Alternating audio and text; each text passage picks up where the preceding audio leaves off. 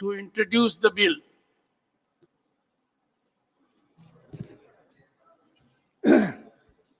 माननीय सभापति जी, मैं आपका हृदय से अभिनंदन करता हूं कि जो आपने मुझे वक्फ बोर्ड एक्ट 1995 को निरस्त करने हेतु निजी सदस्य विधेयक पुनः स्थापित करने की अनुमति मांगने का अवसर प्रदान किया।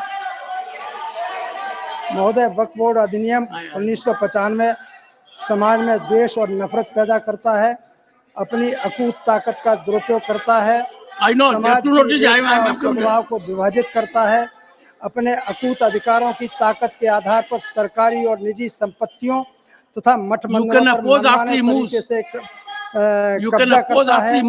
यह विधेयक वक्फ बोर्ड के असंवैधानिक कृत्यों के खिलाफ पीड़ित पक्षों को अदालत जाने से रोकता है।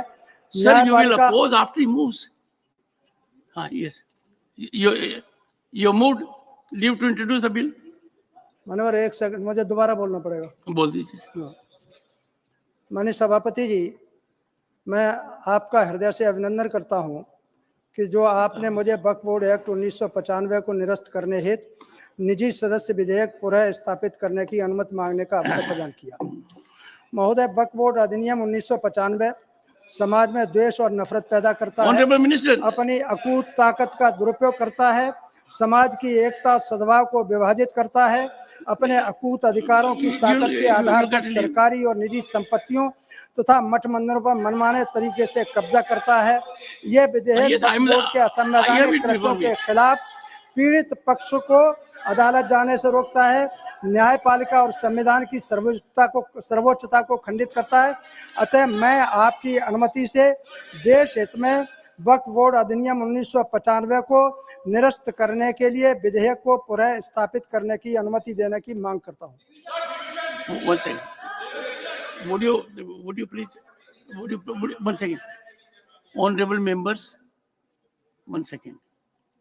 I am fully updated with the rules. The honorable member has moved it. I have now 2 notices before me. I will give opportunity to those persons and then the question will come. This is the only procedure we can follow. It will happen after the 2 honorable members have had their say. The honorable member has sought leave to introduce the bill.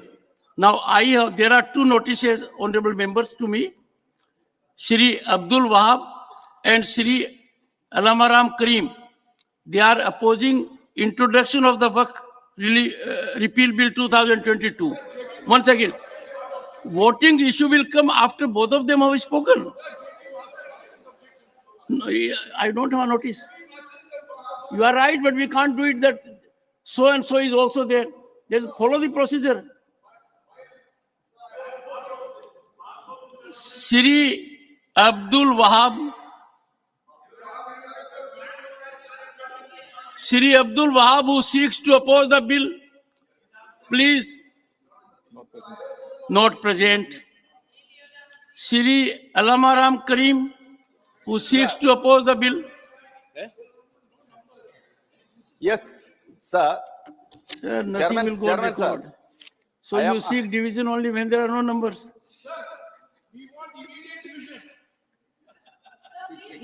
Sir. Sir, you may want immediate division, immediate power, immediate passing, immediate decline. That can happen only and only according to procedure. You have one of the distinguished senior advocates who is always thorough with his fact and law. I have to go according to the mandate of law. Otherwise, our honorable senior advocates may not choose to make reflections here, but they will do it by way of an article. Sir,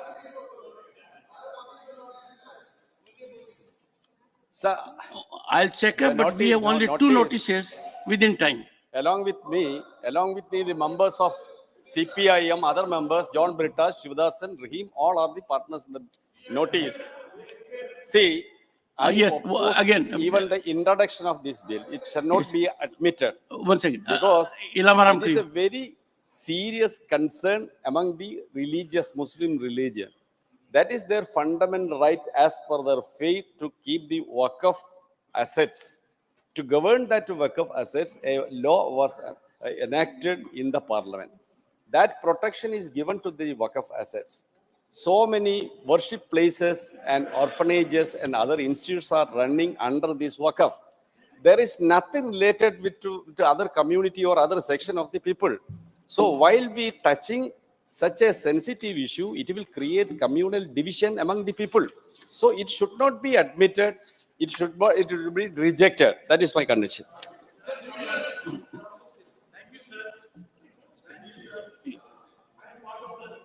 Dr. John Britas and Jairam Rameshji, this is not a fish market. This is an important theater. If you wish to say something to another member, put it in his ear. It can't be so across. The house will have to be in order. You are creating disorder. You'll force me to adjourn the house. I think message is loud and clear.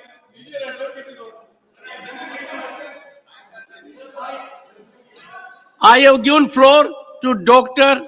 John Britas. Mike. Thank you very much. I stand to oppose the introduction of the bill which has been moved here, and the only content and the objective of the bill is to create polarization and animosity amongst different sections of the population. This will have far-reaching impact in the society, and a member from the ruling party should not indulge in such bills which creates polarization and disharmony, which is obviously against the tenets of the Constitution. Thank you, sir. Yes. I will ask Jairam Ramesh to occupy this chair. I think he can better control it. Either allow me to do it. Sir, I'm ready to ask for division, sir. Sir, you are trampling on the rights of other members. The honorable member is too keen to speak. Then we have J.B. Mathur to speak.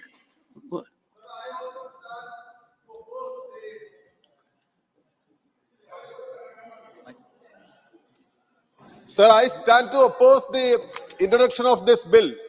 As it is already stated by my fellow members from Kerala, this is mainly intended to create division among the society. This member has nothing to do with the Waqf property. There is an established system. There is an established board. There are many related laws to take care of the Waqf properties. This is purposefully now going to introduce just to create division among the society. They are making use of each and every chance to create division among people, whether it is North India, South India, whether it is among Hindus or Muslims. This divisional politics tactic is going on. So I take this opportunity to oppose the introduction of this venomous bill.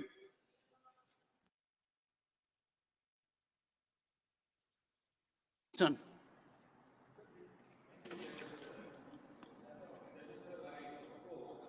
To move this private member bill, because as my good friend said, Normally, it is against only the members basic who have structure given of the notice- Constitution. Normally, only members who have given notice can oppose it.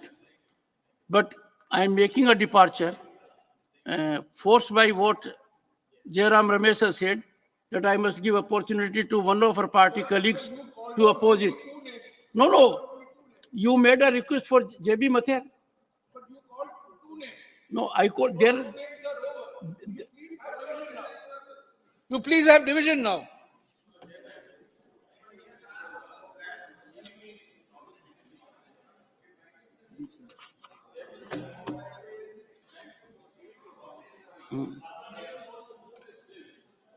It is violating the basic.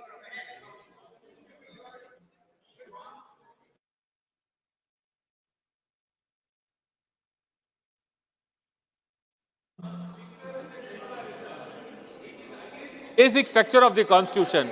To that extent, I would say that this bill should not be allowed to be moved.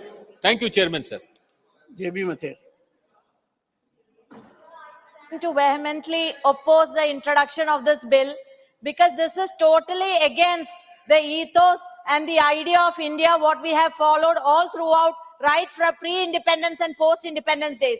Every religion has a right to follow their own system. This government always speaks volumes and volumes about minimum intervention and maximum governance, minimum intervention. But why is it that this government always wants to interfere in such matters? Waqf bill is something which has been there always. Let there be not a scene where communal disharmony is created in the country, and that is why we are saying let religion be left alone. We just celebrated Dr. Ambedkar ji's birth anniversary. We should definitely follow the social ethos, the religious balance this country has always followed. I vehemently oppose this Waqf bill, and I seriously consider this should not be allowed to be introduced in the House. And I'm deeply obliged for the opportunity. Shri Tiruchi Shiva. Shri Sir, Tiruchi Shiva. one moment. Sir, thank you very much, sir. Chairman, sir. Sir, I, on behalf of my party DMK, strongly object the introduction of a bill by Honorable Arnath Singh Yadav to repeal the Waqf Act 1995. Sir, when the division of the partition happened in 1947, Muhammad Ali Jinnah said, all the Muslims come to me along with me to Pakistan. But the Muslims in this country told that we are Muslims, but India is our nation. Sir, the constitution has given so much of protection to the minorities, and one among them is this Waqf. Sir, repealing such things will cause very big repercussions in this country across, and it will develop a sort of insecure mind in the Muslim community in the country. So, sir, in the interest of the nation and the integrity and what we have maintained all these days with the name of secularism, this has to be not to be introduced, sir. And I request Arivan Singh himself to please withdraw that, or you please put it to division, sir. Thank you very much. Shri V. Shivdasan. My request is this great house is to be promoted the communal harmony, love and affection to the people. But here this bill, the Waqf repeal bill, that is trying to promote the communal venom to the people. So the bill should not be present here. I requesting to the member to withdraw the bill. Shri Jawahar Sarkar. Sir, कोई हाथ तो race करे. Sir, Rakesh ji, sir, I thank you for your kindness in allowing me to speak a few words. I would only submit to the member and to you, sir, not to allow the introduction of this bill because it seeks to promote communalism. This is not correct. One plea that I make to my friends in the treasury benches: the Muslims of India are not living at the grace and mercy of the majority community. They are as much Indians as anyone else. And please do not try to take their rights to try to heckle them on every occasion. Sir, I submit to you and to the honorable member to withdraw a bill that seeks to introduce divisionism and hatred. This is a fundamental right that they have enjoyed, the community has enjoyed. Please do not allow a mischievous act, a mischievous legislation to even think of withdrawing the natural rights of the Muslims of India. Shri Rakesh Sinha. One, are you opposing the bill, Rakesh? Yes. Only those who seek to oppose the bill. That's what I say. No. Mr. Sir, Jairam, sir. I'm asking the same thing. Chairman, sir. Please, you don't allow me to follow the rule. सभापति महोदय मुझे Neeraj ji, you can speak only from chair. सभापति महोदय मुझे No, if you have to say something from the chair. Are you opposing the introduction? No, then no. सिर्फ दो शब्द Rules permit. One second. I have been indulgent because on this issue, the honorable members wanted to oppose it. Those who oppose or seek to oppose, I'll give floor to them. Then take your seat. No. Take your seat. No, no, no, no. Nothing will go on record. Nothing will go on record. I can give floor only to those who seek to oppose the introduction. And why I am doing this? I have sensed the sentiment of the House. And therefore, there is an appeal also from some members that the honorable member should take a particular course of action. And therefore, I will allow floor only to those who seek to oppose the introduction of bill. No, no, no, no, no. Good, okay. धन्यवाद सभापति जी। मैं इस bill को पुनर्स्थापित करने का विरोध करता हूं। Yes. और मुझे लगता है कि हमारे बुजुर्ग साथी हरनाथ जी आदतन ऐसे विषयों को निजी विधेयक के रूप में सदन के अंदर लाते हैं बार बार, जिससे समाज के अंदर वैमनस्य बढ़े और खाई This will be बढ़े। deleted. मैं It's a अकेला personal allegation. अभी तक के जितने साथियों ने अपोज किया है इस बिल को, मैं पहला स्टेक होल्डर हूं इस बिल का। इसलिए मेरी बात सुनी जाए कि वक्फ की संपत्ति सिर्फ मुसलमानों के द्वारा वक्फ की गई संपत्ति होती है और मुसलमानों ने भारत सरकार के जो कायदे कानून है वक्फ के संबंध में उसको फॉलो करने का डिसीजन लिया है। किसी दूसरे व्यक्ति के द्वारा दी गई संपत्ति ना वक्फ हो सकती है, ना उसके ऊपर मुसलमानों का कोई अधिकार हो सकता है। इसलिए मैं आपसे ये निवेदन कर रहा हूं कि ये एक्सक्लूसिवली एक रिलीजियस कम्युनिटी का इंटरनल मामला है और इसे रेगुलेट करने के लिए संबंधित कानून हमारे देश की संसद ने बना रखा है। इसमें हस्तक्षेप करना गैर जरूरी है। इसलिए मैं इस बिल का जो वो प्रस्तावित करना चाहते हैं पुरजोर विरोध करता हूं। धन्यवाद। नासिर, नासिर। सर बोलिए सर, मैं ये जो सर मैं ये इस बिल का इंट्रोडक्शन का अपोज करने के लिए खड़ा हूं सर। पूरे देश में वो फैक्ट है और वो फैक्ट क्लियरली डिस्कस किया गया है, डिबेट किया गया है पार्लियामेंट में, और पार्लियामेंट जो है उस वो फैक्ट को टाइम टू टाइम अमेंड भी किया है। प्रॉपरली गवर्नमेंट अमेंडमेंट्स लाती है जब जब जरूरत पड़ती है तो, और उसको वो फैक्ट को अमेंड किया गया। ये पर्सनल मैटर है और वक्फ जो है क्लियरली डिफाइंड है। सब कुछ पूरे स्टेट में इसके बॉडीज हैं, इसके कमिटीज हैं, उसमें इलेक्शंस होता है, सब कुछ ठीक है। ये सिर्फ कम्युनलाइज करने के लिए, पोलराइज करने के लिए, अननेसेसरी डिबेट पैदा करने के लिए मिसच्यूअस प्रपोजल यहाँ पे लेके आए हैं। मुझे लगता है कि इसको अलो बिल्कुल नहीं करना चाहिए और मैं चाहता हूं उसके ऊपर अगर हो सके तो डिवीजन भी करवा दें। डॉक्टर फौजिया खान। सर, इस बिल का वक्फ रिपील बिल 2022 जो लाया गया है इसका मैं भरपूर विरोध करती हूं और ये बिल बिल्कुल अनकॉन्स्टिट्यूशनल है सर, क्योंकि हर रिलीजन को हमारे देश में फ्रीडम दिया गया है, उनके रिलीजियस भावनाओं को प्रोटेक्शन दिया गया है और भी समाजों के लिए इस तरह के बिल है सर, धार्मिक संस्थान वाले बिल्स हैं। तो जिस तरह हर धर्म को अपना प्रोटेक्शन करने का अधिकार है संविधान ने दिया हुआ, मुस्लिम समाज को भी ये अधिकार है। इसलिए इस बिल को मैं आपसे विनंती करती हूँ, प्लीज ये इस सभागृह में मत आने दीजिएगा सर, और डिवीजन के लिए मैं मांग करती हूँ। बाबा माची। सर, मैं वक्फ रिपील बिल 2022 का विरोध करती हूँ क्योंकि ये हमारे मुसलमान भाइयों का इंटरनल मामला है और उस पर उनका अधिकार है और उसको लेके समाज में उनके यहाँ इलेक्शंस होते हैं और राज्य में भी, झारखंड में भी मैं देखती हूँ लगातार इसको लेके लोग सक्रिय रहते हैं। ये उनके सेंटिमेंट से जुड़ा हुआ मामला है सर, इसमें हस्तक्षेप न किया जाए ताकि उनके मन में जो एक इस देश में रहने के बाद भी जो असुरक्षा की भावना बढ़ती जा रही है वो और बढ़ जाएगी। इससे आपस में लड़ाई झगड़े, सांप्रदायिक एकता में भी बहुत लोगों में फिर से वैमनस्य की भावना उभरेगा। धन्यवाद सर। प्रोफेसर मनोज कुमार झा। शुक्रिया सर। शुरू में धन्यवाद आपका। शुरू में सोचा था कि बाकी सदस्य बोल देंगे, उसके बाद आप निर्णय लेंगे डिवीजन का। निर्णय हाउस लेगा?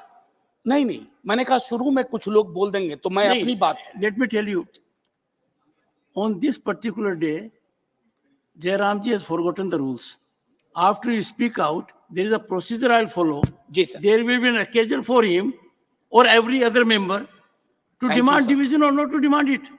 Thank you sir.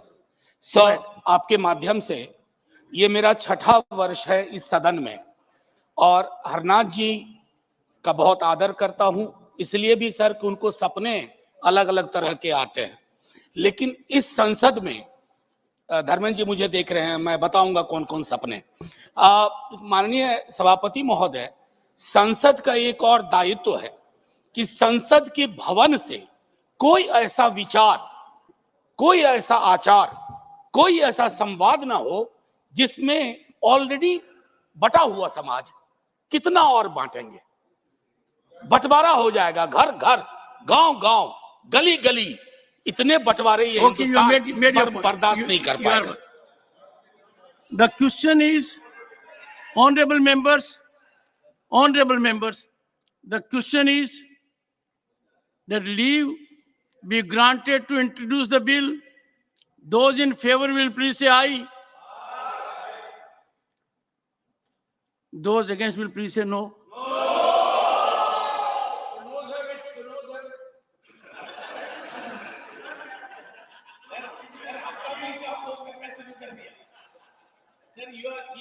Your work also lighter. No, the point is that I will have to look into the lexicon, what is meant by incorrigibility. And incorrigibility, when a man is in sound company of very intelligent people all around, I think eyes have it. The eyes have it. The division. Let the lobbies be cleared.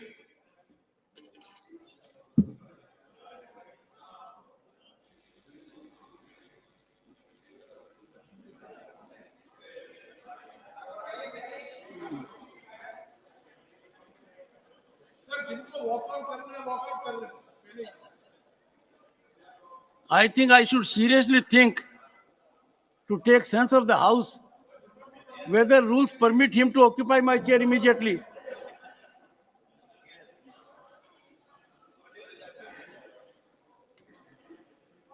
Sir, intelligence is a double-edged weapon.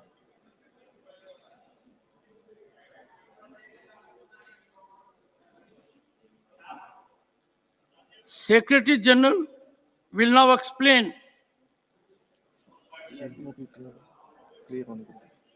Lobbies have been cleared? Oh yes, we have to wait.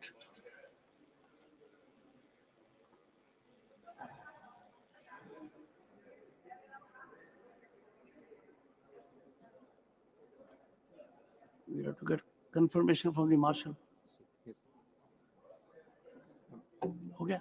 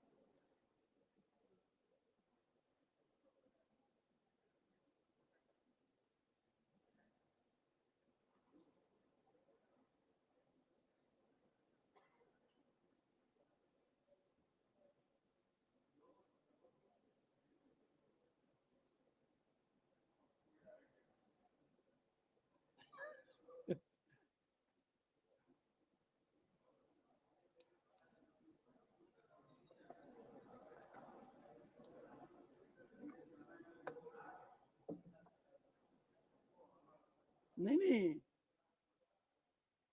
जिनको जाना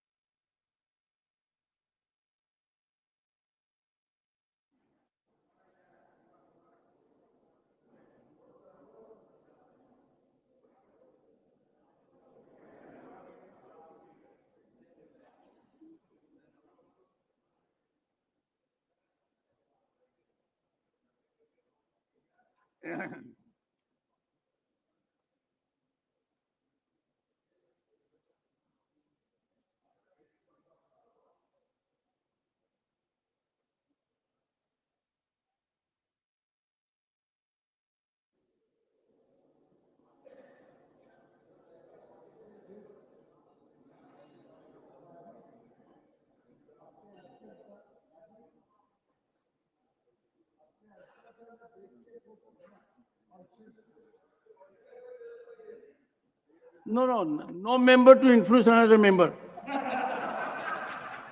Conscience or no conscience? Lobby is cleared. Secretary General will now explain the voting procedure. Honorable members, for your convenience, I shall explain the voting procedure by automatic vote recording system. It may please be noted that each member has a multimedia device, MMD, at his desk. This MMD has an integrated mic and a voting console containing 3 buttons: yes for ayes, no for noes, and abstain on right-hand corner. There is also a separately situated button, Vote Secure, provided on the bottom left-hand corner of the multimedia device. To record a vote, a member has to be on his allotted seat. The member may press the Vote Secure button. Keep the Vote Secure button in a pressed position. You have to simultaneously press one of the voting buttons of your choice. Each voting button, that is yes, no, or abstain, has an assigned LED light emitting diode indicating the correct and valid voting function as long as a button is pressed together with the Vote Secure button. In order to further facilitate the members, I will now explain the step-by-step method and precautions to be followed by each member in casting their votes. Step 1, I will announce that the voting process will start now. Step 2, the voting process starts and ends with an alarm sound on a large screen hall display in 2 corners of the chamber. The countdown time of 10 seconds in reverse counting order will be visible to the members on their respective multimedia devices. Step 3, members can cast their votes by pressing the Vote Secure button available on the bottom left-hand corner of their devices and keeping it pressed, simultaneously press one of the yes, no, abstain buttons of his or her choice. For easy identification, these voting buttons have been indicated on your devices as green for yes, red for no, and yellow for abstain.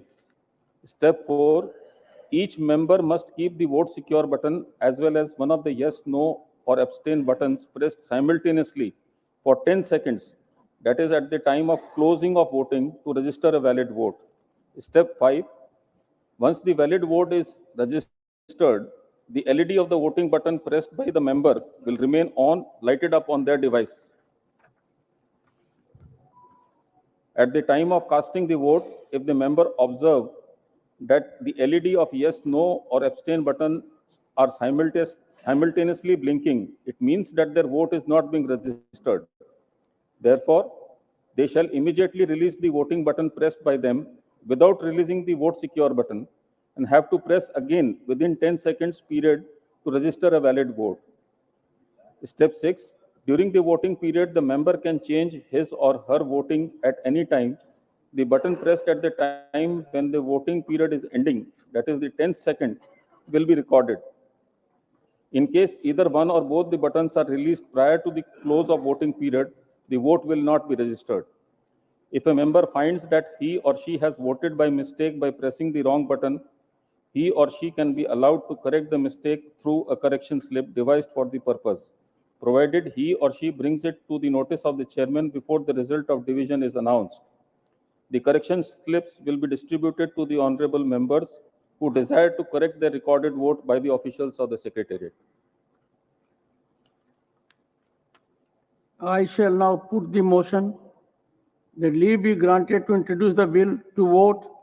The question is, those in favor will please say aye. Those against will please say no. I think the ayes have it. Division, after that only. Division. Secretary General. Honorable members, I am starting the voting process. The voting time starts after the alarm sound.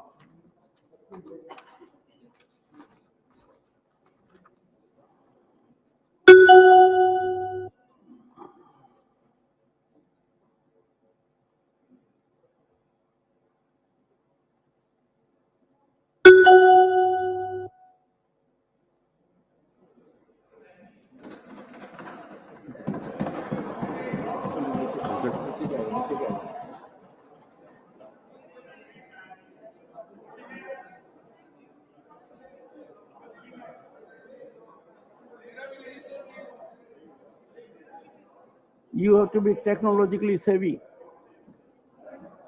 Ekagrta. Get a sleep and follow the procedure.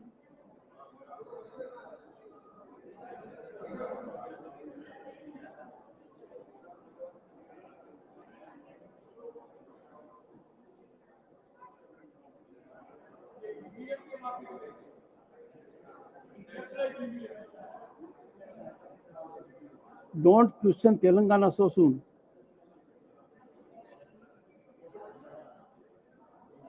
Don't question so soon.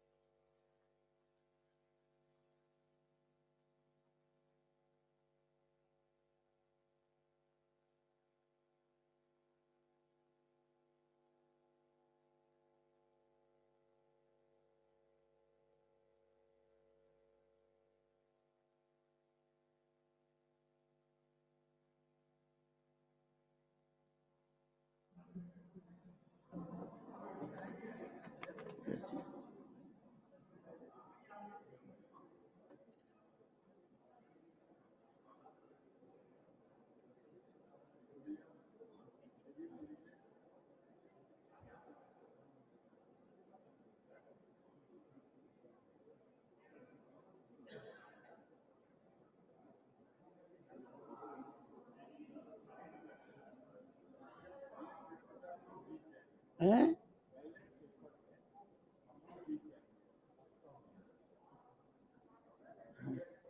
क्योंकि वो fraction होता है 0.01.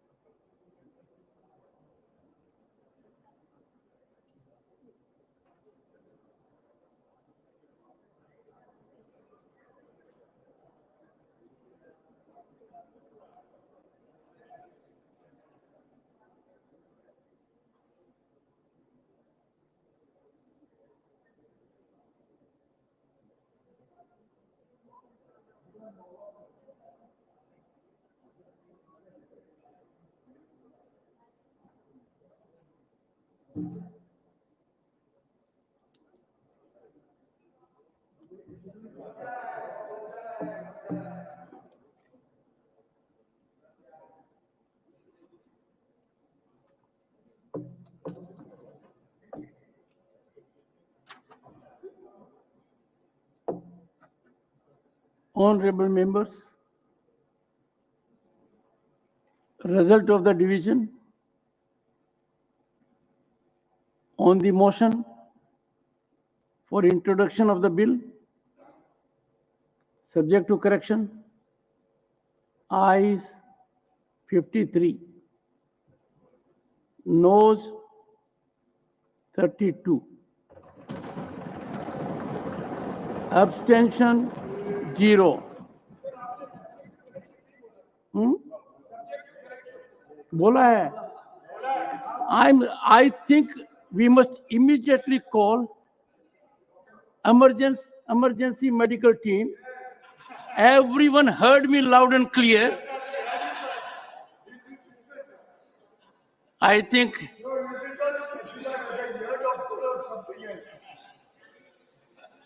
a friend coming to his aid now.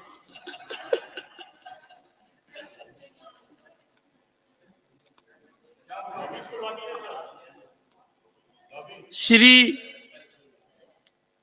Harnath Singh Yadav.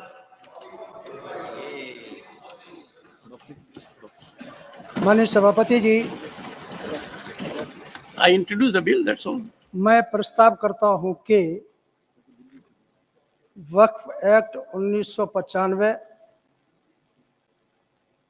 पारित किया जाए. Let the lobbies be opened.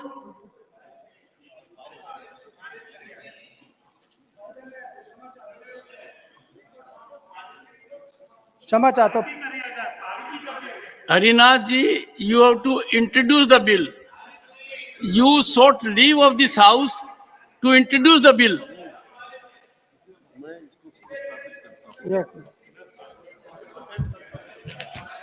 मालूम है. माननीय सभापति जी, वक्फ एक्ट 1995 केवल 2 मिनट लूंगा. अतार्किक है, असंवैधानिक है, नहीं, अव्यवहारिक है. Harinath ji, you sought leave to introduce the bill. Are you introducing the bill? नहीं, are you introducing the bill? अतः मैं आपके माध्यम से पूरे सदन से दलीय भावना से ऊपर उठकर मेरे द्वारा प्रस्तुत विधेयक के समर्थन की मांग करते हुए पूर्ण पवित्र भाव से Harnath ji, honorable member, स्थापित करता are you हूं. introducing the bill? Are you introducing the bill? Are you introducing the bill? Are you introducing the bill? महोदय, मैं अपने इस बिल को देश हित में पुरस्कृत. Are you introducing the bill? मैं पुरस्कृत करता हूं sir. The Constitution Amendment Bill 2023, Amendment of Article 348, Shri Harnath Singh Yadav to move for leave to introduce the bill.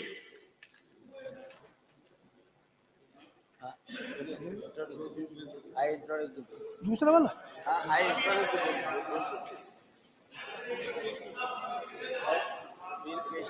मैं मान्यवर पूर्ण पवित्र भाव से देश हित में अपने इस विधेयक को पुनर्स्थापित करता हूं. The question is that leave be granted to introduce the bill. Those in favor will please say aye. Those against will please say no. I think the ayes have it. The ayes have it. The ayes have it. Shri Harnath Singh Yadav. Are you introducing the bill, Harnath Singh ji? मैं अपने इस bill को पुनर्स्थापित करता हूं. 3. The representation of the People Amendment Bill 2022, Shri Irana Kadadi to move for leave to introduce the bill. Not present. The Constitution Amendment Bill 2022, insertion of new Article 21 capital B. Shri Irana Kadadi to move for leave to introduce the bill. Not present.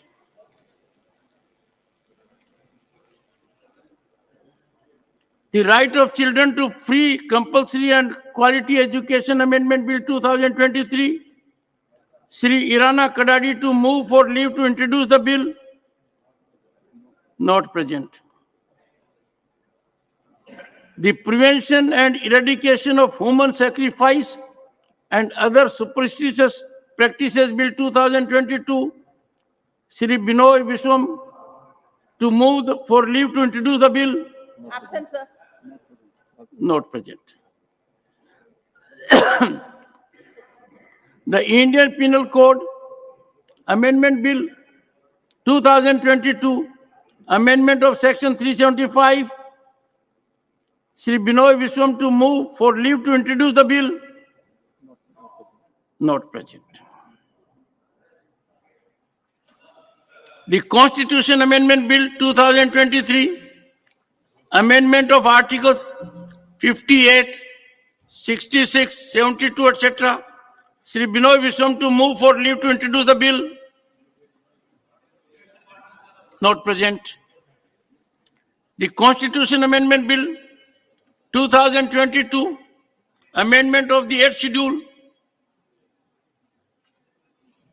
Shri Rajiv Shukla to move for leave to introduce the bill. Thank you, Chairman. With your permission, I seek the leave of the House to introduce a bill further to amend the Constitution to include Chhattisgarhi language in 8th schedule of the Constitution. The question is that leave be granted to introduce the bill. Those in favor will please say aye. Those against will please say no.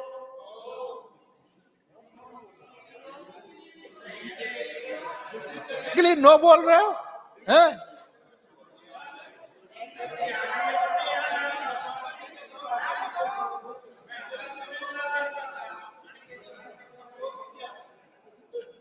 I think the ayes have it. I think the ayes have it. The ayes have it.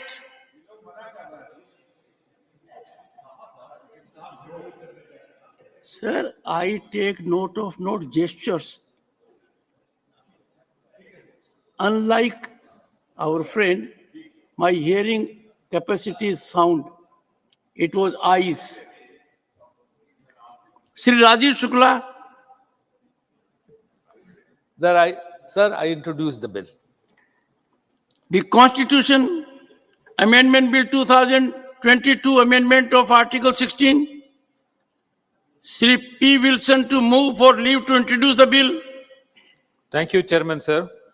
I raise to seek the leave of the House to introduce the bill to amend Article 16 of the Constitution and introduce Article 1648 to grant reservations to the OBC communities in the promotion and to grant seniority and to bring them in the mainstream. Thank you, Chairman. The question is that leave be granted to introduce the bill. Those in favor will please say aye.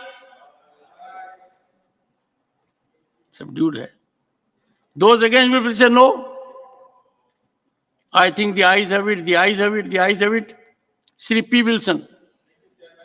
I introduce the bill. The Constitution Amendment Bill 2023, amendment of the 7th schedule. Shri P. Wilson to move for leave to introduce the bill. Chairman, sir, I raise to seek the leave of the House to introduce the bill to amend 7th schedule, List 1, Entry 69 of the Constitution, and to remove the powers from the center, the unused power from the central government, and to move it to List 3 in concurrent list and make it as Entry 48 to help the state to take census by themselves and to grant reservations to the OBC communities. Thank you, Chairman, sir. The question is that leave be granted to introduce the bill. Those in favor will please say aye. Those against will please say no. I think the ayes have it, the ayes have it, the ayes have it. Shri P. Wilson. Thank you, Chairman, sir. I introduce this bill.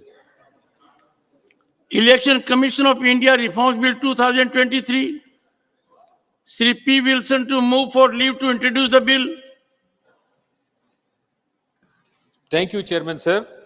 I raise to seek the leave of the House to introduce the bill, the Election Commission of India Reforms Bill 2023, which completely deals with the qualification, method of appointment, and other conditions of service of the Chief Election Commissioner, and Regional Election Commissioner, establishment of a permanent secretariat and staffs for the Election Commissioner of India, and expenses of the commissions, and for the matters connected therewith and incidental thereto.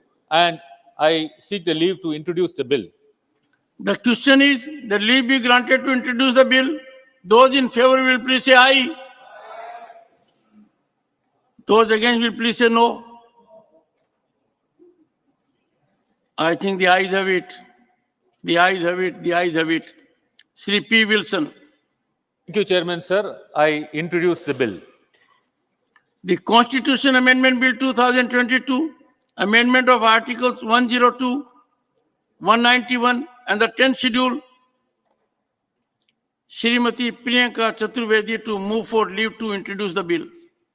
Honorable Chairman, sir, I rise to seek the leave to introduce a bill further to amend Articles 102, 191, and the 10th schedule of the Constitution of India for matters connected therewith and incidental thereto. The question is that leave be granted to introduce the bill. Those in favor will please say aye. Those against will please say no. I think the ayes have it. The ayes have it. The ayes have it. Shrimati Priyanka Chaturvedi. Thank you so much, Honorable Chairman, sir. I introduce the bill to strengthen anti-defection laws by amending Article 102, 191, and the 10th schedule. Thank you, sir. The Facial Recognition Technology Regulation of Police Powers Bill 2023. Sir, Shrimati Priyanka Chaturvedi to move for leave to introduce the bill. Sir, I raise to seek your leave to introduce a bill to provide for framework to regulate, control, and define powers of the police agencies and central investigative agencies to use facial recognition technologies for the purposes of identification, investigation, and inquiries of criminal offences, and for matters connected therewith and incidental thereto. The question is that leave be granted to introduce the bill. Those in favor will please say aye. Those against will please say no. I think the ayes have it, the ayes have it, the ayes have it. Shrimati Priyanka Chaturvedi. Sir, I rise to introduce the bill. Thank you, sir. The Constitution Amendment Bill 2022, insertion of new Article 44 capital A and amendment of Article 51 capital A. Dr. Anil Sukhdev Rao Bonde to move for leave to introduce the bill. Thank you, Chairman, sir.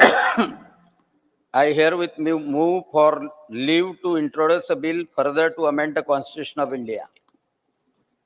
Further to? Amend the Constitution of India. No.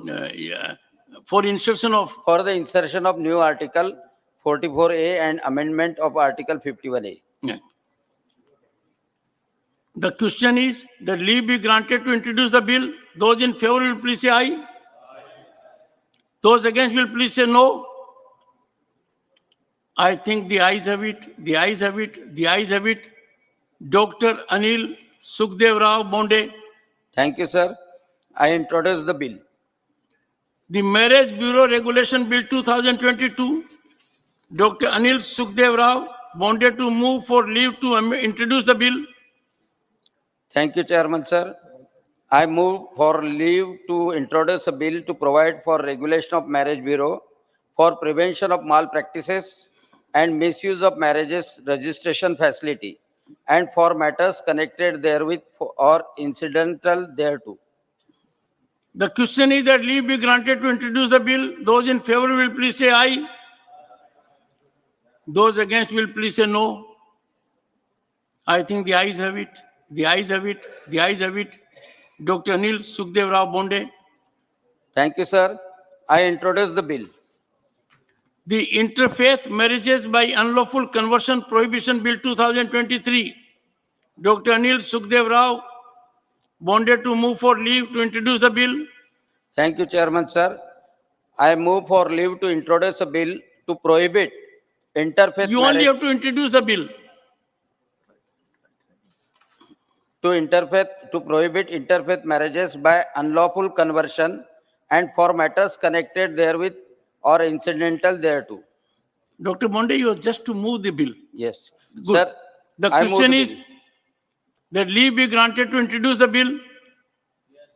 Those in favor will please say aye. Those against will please say no. I think the ayes have it, the ayes have it, the ayes have it. Dr. Anil Sukhdev Rao Bonde. Thank you, sir. I introduce the bill. The Right of Children to Free and Compulsory Education Amendment Bill 2022. Shri A. Rahim to move for leave to introduce the bill. Not present. The Constitution Amendment Bill 2023, Amendment of Article 371A. Shri A. Rahim to move for leave to introduce the bill. Not present.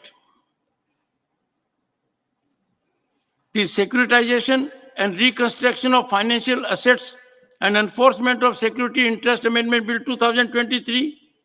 Shri A. Rahim to move for leave to introduce the bill. Not present.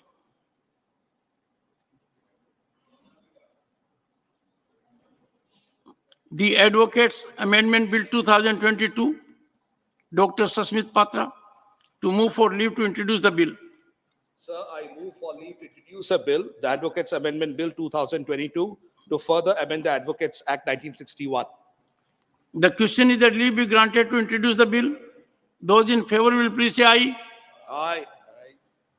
Those against will please say no. I think the ayes have it, the ayes have it, the ayes have it. Dr. Sasmit Patra. Sir, I introduce the bill. The Indian Penal Code Amendment Bill 2022, substitution of sections 124 capital A and 309 and amendment of section 375. Dr. Sasmit Patra to move for leave to introduce the bill. Sir, I move for leave to introduce a bill, the Indian Penal Code Amendment Bill 2022, substitution of sections 124A and 309 and amendment of section 375, further to amend the Indian Penal Code 1860. The question is that leave be granted to introduce the bill. Those in favor will please say aye. Aye. Those against will please say no. I think the ayes have it, the ayes have it, the ayes have it. Dr. Sasmit Patra. Sir, I introduce the bill. The Constitution Amendment Bill 2022, substitution of Articles 331 and 333. Dr. Sasmit Patra to move for leave to introduce the bill. Sir, I move for leave to introduce a bill, the Constitution Amendment Bill 2022, substitution of Articles 331 and 333, further to amend the Constitution of India. The question is that leave be granted to introduce the bill. Those in favor will please say aye. Aye. Those against will please say no. I think the ayes have it, the ayes have it, the ayes have it. Dr. Sasmit Patra. I introduce the bill. Thank you, sir. The Micro, Small and Medium Enterprises Development Amendment Bill 2022. Dr. Kani Moji, NV and Somu to move for leave to introduce the bill. Sir, I rise to seek the leave of the House to introduce the bill further to amend the Micro, Small and Medium Enterprises Development Act 2006. The question is that leave be granted to introduce the bill. Those in favor will please say aye. Aye. Those against will please say no. I think the ayes have it, the ayes have it, the ayes have it. Dr. Kani Moji, NV and Somu. Thank you so much, Chairman. I introduce the bill. The Food Safety and Standards Amendment Bill 2022. Dr. Kani Moji, NV and Somu to move for leave to introduce the bill. Sir, I rise to seek the leave of the House, the bill to introduce a bill further to amend the Food Safety and Standards Act 2006. The question is that leave be granted to introduce the bill. Those in favor will please say aye. Those in favor will please say aye. Those against will please say no. I think the ayes have it, the ayes have it, the ayes have it. Dr. Kani Moji, NVN Somu. Thank you, Chairman, sir. I introduce the bill. The Special Financial Assistance to the State of Tamil Nadu Bill 2022. Dr. Kani Moji, NVN Somu to move for leave to introduce the bill. Sir, I raise to seek the leave of the House to introduce a bill to provide for special financial assistance to the state of Tamil Nadu for the purpose of sustainable and balanced development of growth-oriented infrastructure such as affordable housing, drinking water, roads, sanitation, creation of grain and fodder banks, skill development, textile parks, food processing zones, cloud seeding, and welfare schemes for women, children, senior citizens, and people living below the poverty line in the state, and encouraging traditional water conservation through lakes, ponds, wells, rainwater harvesting, and afforestation, and for matters connected thereof and incidental hereto. The question is that leave be granted to introduce the bill. Those in favor will please say aye. Those against will please say no. I think the ayes have it. The ayes have it. The ayes have it. Dr. Kani Moji, NVN Somu. Thank you, Chairman, sir. I introduce the bill. The Hate Speech and Hate Crimes Prevention Bill 2022. Sri K.R. Suresh Reddy to move for leave to introduce the bill. Thank you, Chairman, sir. I rise to seek the leave of the House to introduce the Prevention of Hate Speech and Hate Crimes Bill 2022. The question is that leave be granted to introduce the bill. Those in favor will please say aye. Those against will please say no. I think the ayes have it, the ayes have it, the ayes have it. Sri K.R. Suresh Reddy. Chairman, sir, I introduce the bill. Thank you. The Andhra Pradesh Reorganization Amendment Bill 2023. Sri K.R. Suresh Reddy to move for leave to introduce the bill. Chairman, sir, I rise to seek the leave of the House to introduce the Andhra Pradesh Reorganization Amendment Bill 2022. The question is that leave be granted to introduce the bill. Those in favor will please say aye. Those against will please say no. I think the ayes have it. The ayes have it. The ayes have it. Shri K.R. Suresh Reddy. Thank you, Chairman, sir. No, you have to introduce the bill. Introduce the bill. Thank you, Chairman, sir. Thanks is well taken. No, the pause from the side kind of paused me too, sir. The Prevention of Money Laundering Amendment Bill 2022. Sri Raghav Chadha to move for leave to introduce the bill. Sir, prevention of money laundering. You introduce the bill. एक वाक्य बोलकर Nothing. You just have to seek leave.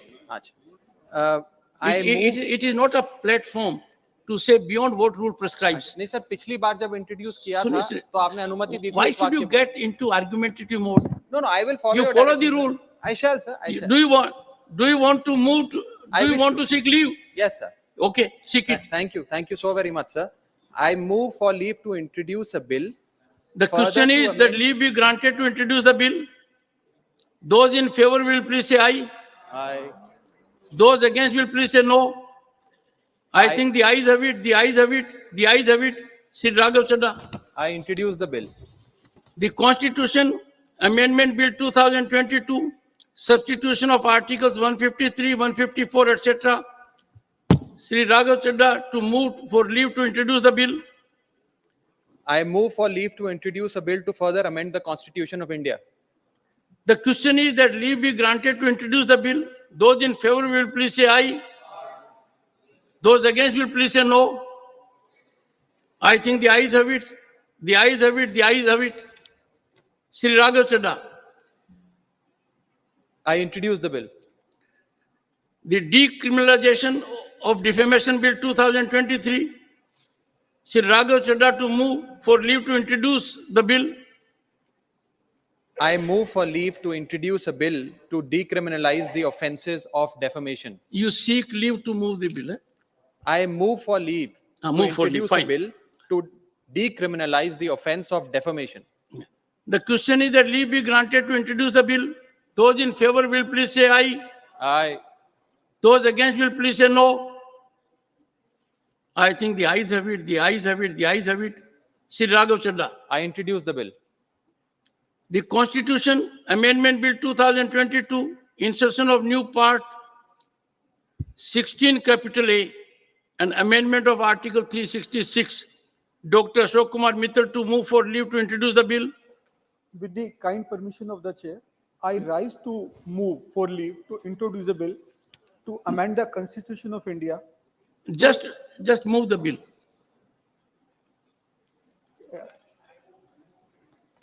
I rise to move for leave to introduce a bill. Good. To amend the The question is that leave be granted to introduce the bill. Those in favor will please say aye. Those against will please say no. I think the ayes have it, the ayes have it, the ayes have it. Dr. Ashok Kumar Mittal. I introduce the bill. The Shopkeepers Welfare Bill 2022. Dr. Ashok Kumar Mittal to move for leave to introduce the bill. I rise to move for leave to introduce a bill. The question is that leave be granted to introduce the bill. Those in favor will please say aye. Those against will please say no. I think the ayes have it, the ayes have it, the ayes have it. Dr. Ashok Kumar Mittal. I introduce the bill. The Khadi Spinners, Weavers and Khadi Institutions Protection and Welfare Bill 2022. Shri Anil Prasad Hegde to move for leave to introduce the bill. I move for leave to introduce a bill to provide for the protection of distressed Good khadi enough. spinners. Introduce the bill. That's good enough. Doctor. I seek the leave. Yes. The question is that leave be granted to introduce the bill. Those in favor will please say aye. Aye. Those against will please say no. I think the ayes have it, the ayes have it, the ayes have it. Shri Anil Prasad Hegde. I introduce the bill. The Sustainable Agriculture Ban on Harmful Chemicals Bill 2023. Shri Anil Prasad Hegde to move for leave to introduce the bill. I move for leave to introduce a bill to provide sustainable agriculture by banning the use of harmful chemicals in farming Good. and for introduce connected Only bill. I move the bill. The question is that leave be granted to introduce the bill. Those in favor will please say aye. Those against will please say no. I think the ayes have it, the ayes have it, the ayes have it. Shri Anil Prasad Hegde. I introduce the bill. The Motor Vehicles Amendment 2022. Shri Almaram Karim to move for leave to introduce the bill. Thank you, Chairman. I move for leave to introduce a bill further to amend the Motor Vehicle Act Sir, 1988. you just introduce the bill. Thank you, sir. The question is that leave be granted to introduce the bill. Those in favor will please say aye. Those against will please say no. I think the ayes have it, the ayes have it, the ayes have it. Shri Alamaram Karim. I introduce the bill. The Kashmiri Pandits Recourse Restitution, Rehabilitation and Resettlement Bill 2022. The honorable member has sought my leave. So I am passing it over. I had granted him that accommodation.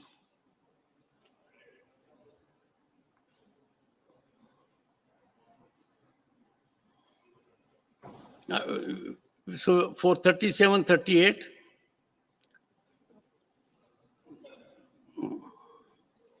yes, 38.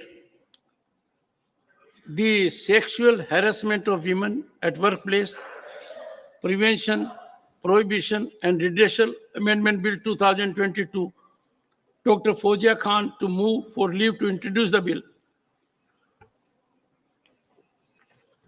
Thank you, sir. I seek to move for leave to introduce the bill to further amend the section. Thank you, sir. The question is that leave be granted to introduce the bill. Those in favor will please say aye. Those against will please say no. I think the ayes have it, the ayes have it, the ayes have it. Dr. Fozia Khan. Introduce the bill. The Constitution Amendment Bill 2023, insertion of new articles 330 capital A, 330 capital B, etc. Dr. Fozia Khan to move for leave to introduce the bill. Sir, I seek to move for leave to introduce the bill. The question is that leave be granted to introduce the bill. Those in favor will please say aye. Those against will please say no.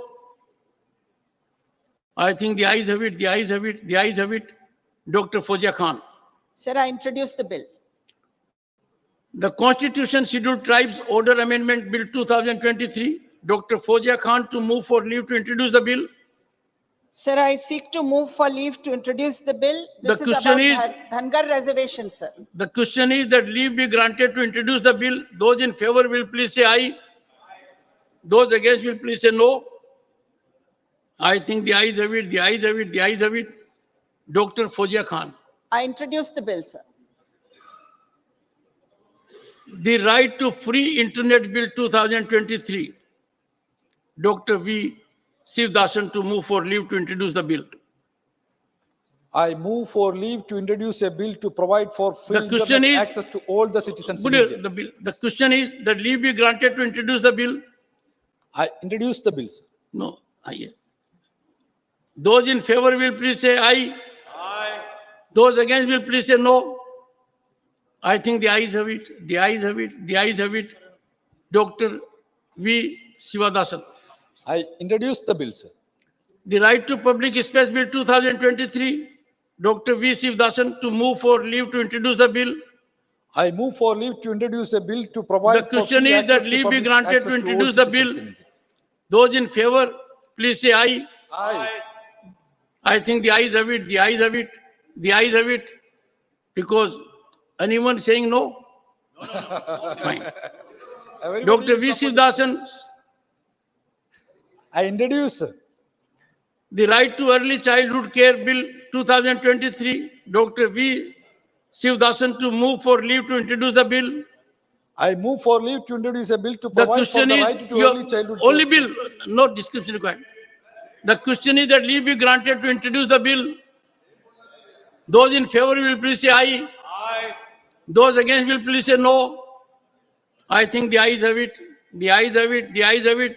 Dr. V. Sivdasan. I introduce the bill, sir. Thank you, sir. The Constitution Amendment Bill 2023. Amendment of Article 326. Dr. John Brittas to move for leave to introduce the bill. Sir, move for leave to introduce the bill. The question is that leave be granted to introduce the bill. Those in favor will please say aye. Aye. Those against will please say no. I think the ayes have it, the ayes have it, the ayes have it. Dr. John Brittas. I introduce the bill. The Representation of People Amendment Bill 2023. Dr. John Brittas to move for leave to introduce the bill. Sir, I move for leave to introduce the bill, sir. The question is that leave be granted to introduce the bill. Those in favor will please say aye. Aye. I didn't hear your aye. Aye. Oh, good. Those against will please say no. I think the ayes have it, the ayes have it, the ayes have it. Dr. John Brittas. I introduce the bill, sir. The Reserve Bank. The Reserve Bank of India Amendment Bill 2023. Dr. John Brittas to move for leave to introduce the bill. Sir, I move for leave to introduce the bill, sir. The question is that leave be granted to introduce the bill. Those in favor will please say aye. Aye. Those against will please say no. I think the ayes have it, the ayes have it, the ayes have it. Dr. John Brittas. I introduce the bill, sir. The Antiquities and Art Treasures Amendment Bill 2023. Shri Sir. Sujit Kumar to move for leave to introduce the bill. Sir, I move for leave to introduce a bill further. The question is that to leave amend be the Antiquities granted Act. to introduce the bill. Those in favor will please say aye. Those against will please say no. I think the ayes have it, the ayes have it, the ayes have it. Shri Sujit Kumar. Sir, I introduce the bill. The Indian Penal Code Amendment Bill 2023, insertion of sections 24 capital A, 300 capital A, and 302 capital A. Shri Sujit Kumar to move for leave to introduce the bill. Sir, I move for leave to introduce a bill further to amend the The IPC. question is that leave be granted to introduce the bill. Those in favor will please say aye. The voice is getting feeble. Those against will please say no. I think the ayes have it, the ayes have it, the ayes have it. Sir, I introduce the bill. Shri Sujit Kumar. Sir, only after I have to open the window. Sir, आपका काम था सरल कर दे रहा हूँ. So Shri Sujit Kumar. Sir, I introduce the bill. And you do it after the House approves it. And that is reflected through me.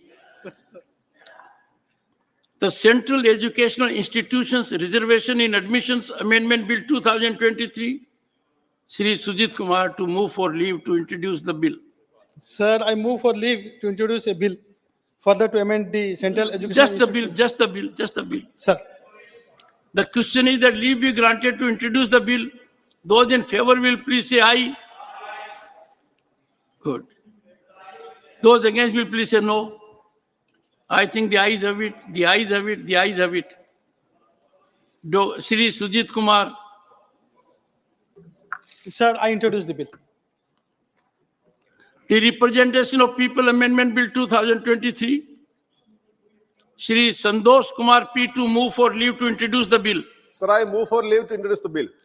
The question is that leave be granted to introduce the bill. Those in favor will please say aye. Those against will please say no. I think the ayes have it, the ayes have it, the ayes have it. Shri Sandosh Kumar P. Sir, I introduce the bill. Thank you. The National Commission for the Welfare of Youth Bill 2023. Shri Sandosh Kumar P to move for leave to introduce the bill. Sir, I move for leave to introduce the bill. The representation. The question is that leave be granted to introduce the bill.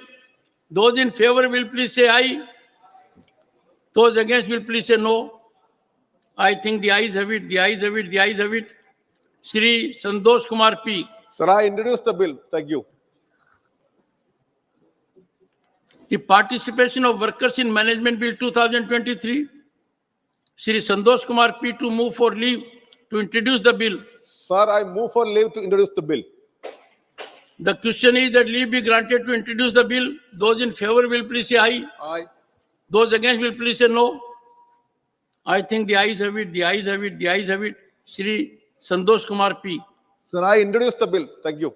The Constitution Amendment Bill 2023, amendment of Articles 343, 344 and 348, etc. I move for leave. Sir. Shri R. Girirajan to move for leave to introduce the bill.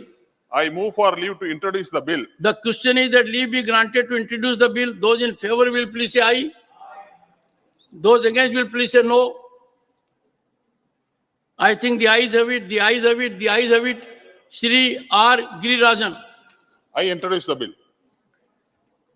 The Black Money Recovery Bill 2023. Shri M. Mohammad Abdullah to move for leave to introduce the bill. Thank you, sir. I seek to move for the leave to introduce the bill. The question is that leave be granted to introduce the bill. Those in favor will please say aye. Those against will please say no. I think the ayes have it, the ayes have it, the ayes have it. Shri M. Mohammad Abdullah. Thank you so much, sir. I introduce the bill. The Freedom of Marriage and Association and Prohibition of Crimes in the Name of Honor Bill 2023. Shri Ramnath Thakur to move for leave to introduce the bill. Move kiya. The question is that leave be granted to introduce the bill. Those in favor will please say aye. Aye. Good. Thakur Sahib said aye. Those against will please say no. I think the ayes have it, the ayes have it, the ayes have it. Shri Ramnath Thakur. I introduce the bill. The Constitution Amendment Bill 2023, amendment of Articles 124 and 217. Sir, Chairman, sir. Sir. No, sir. I have to open the door.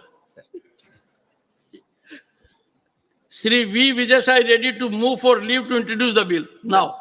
Chairman, sir, reservation in judicial appointments for backward classes in No, the no. Supreme Court and High Court, sir. No. Sir, I move for leave to introduce Constitutional Amendment Bill 2020. Good enough. The question is that leave be granted to introduce the bill. Those in favor will please say aye. Aye. Those against will please say no. I think the ayes have it, the ayes have it, the ayes have it. Shri V. Vijay Sai Reddy. Sir, I introduce the bill, sir. The Consumer Protection Amendment Bill 2023. Shri V. Vijay Sai ready to move for leave to introduce the bill. Sir, I move for leave to introduce Consumer The question Protection is Amendment that Bill leave be 2020. granted to introduce the bill. Those in favor will please say aye. Aye. Vijay Sai Reddy forgot. Sir. Okay. Those against will please say no. I think the ayes have it, the ayes have it, the ayes have it. Shri V. Vijay Sai Reddy. Sir, I introduce the bill, sir. The Central Universities Amendment Bill 2023.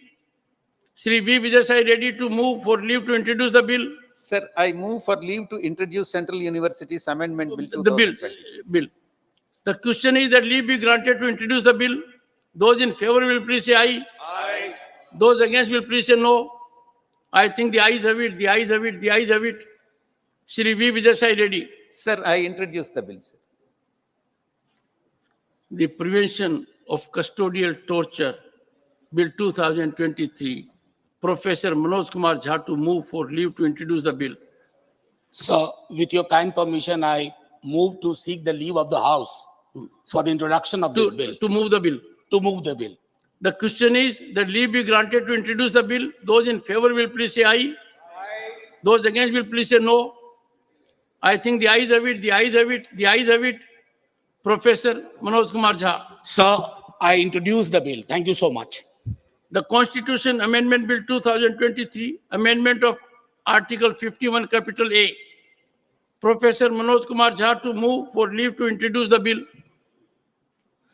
Sir, with your kind permission, I wish to seek the leave of the House to move this bill, which is all about fraternity. The question is that leave be granted to introduce the bill. Those in favor will please say aye. Those against will please say no. I think the ayes have it, the ayes have it, the ayes have it. Professor Manoj Kumar Jha. Thank you so very much, sir. I introduce the bill. The Payment and Settlement Systems Amendment Bill 2023. Dr. Amar Patnaik to move for leave to introduce the bill. Sir, I rise to seek leave to introduce the bill. The question is that leave be granted to introduce the bill. Aye. Those in favor will please say aye.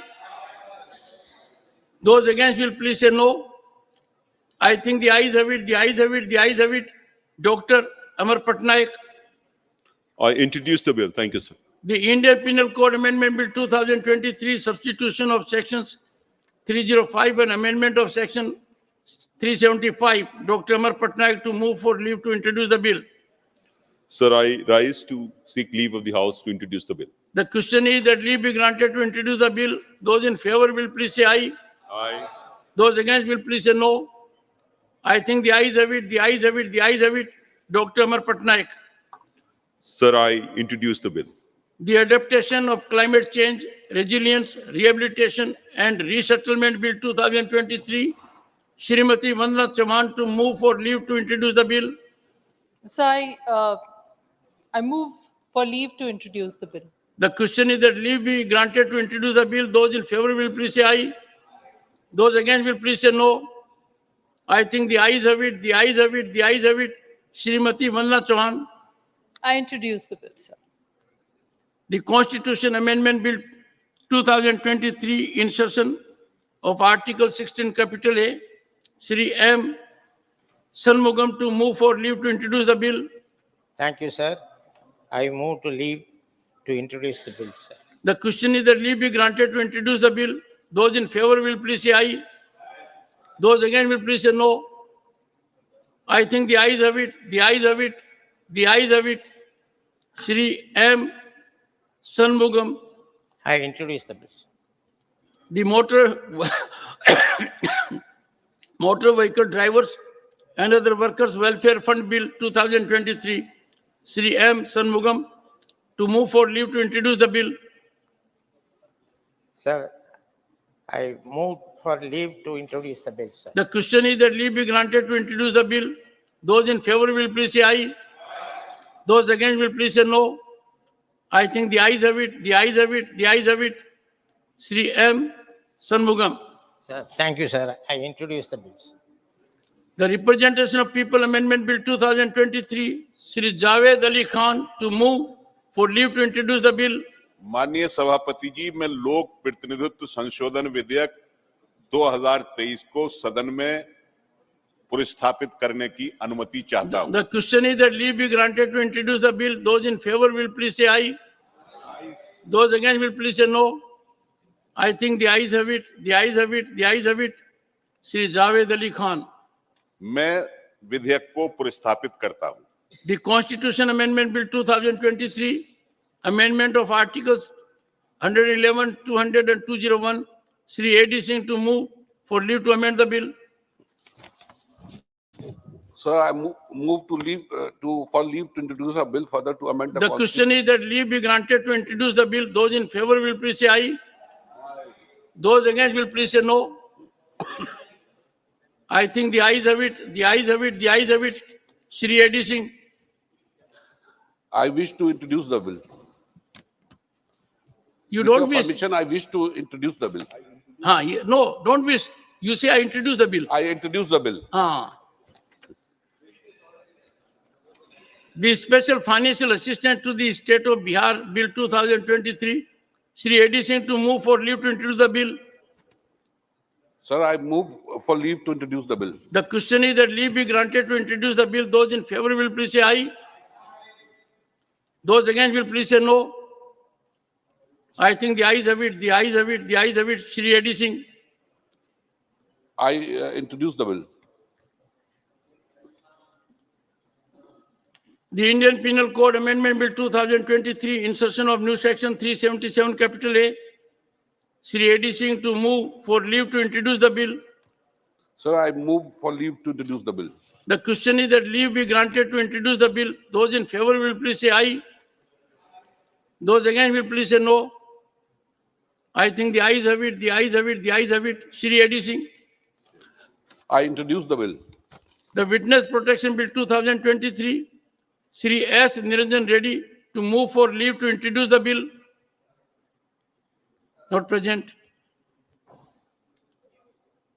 The Compulsory Teaching of Lifestyle for Environment Life in Schools Bill 2023, Shri Biplab Kumar Dev to move for leave to introduce the bill. I rise to leave to introduce the bill. The question is that leave be granted to introduce the bill. Those in favor will please say aye.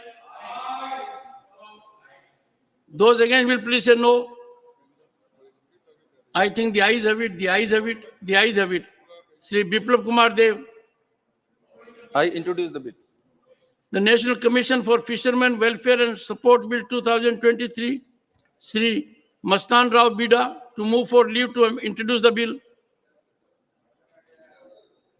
Not present. The Mental Health Care Amendment Bill 2023, Shri Surendra Singh Nagar. Sir, I move for leave to introduce a bill. Let me read out. Let me open the window for you. Shri Surendra Singh Nagar to move for leave to introduce the bill now. Sir, I move for leave to introduce a bill. The question is that leave be granted to introduce the bill. Those in favor will please say aye. Those against will please say no. I think the ayes have it, the ayes have it, the ayes have it. Shri Surendra Singh Nagar. Sir, I introduce the bill. The Right of Children to Free and Compulsory Education Amendment Bill 2023, Shri Tiruchu Siva to move for leave to introduce the bill. Sir, I move for leave to introduce a bill further to amend the Right of Children to Free and Compulsory Education Act 2009. The question is that leave be granted to introduce the bill. Those in favor will please say aye. Those against will please say no. I think the ayes have it, the ayes have it, the ayes have it. Shri Tiruchi Siva. Sir, I introduce the bill.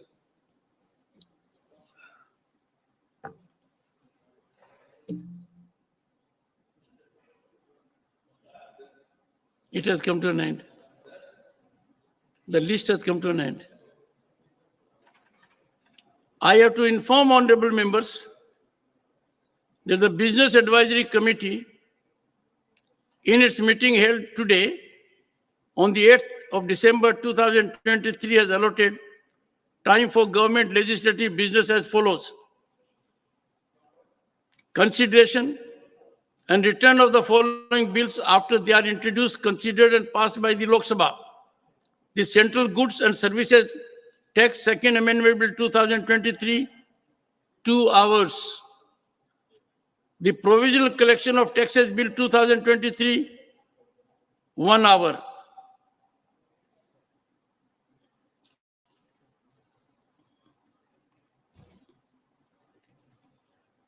Honorable members, considerable time was taken today for the motions for introduction of about 70 private members' bills. I suggest we may continue with the consideration of private members' bill beyond 4:30 p.m. till 5:15 p.m. After that, permitted special mentions will be taken up. Is that sense of the House?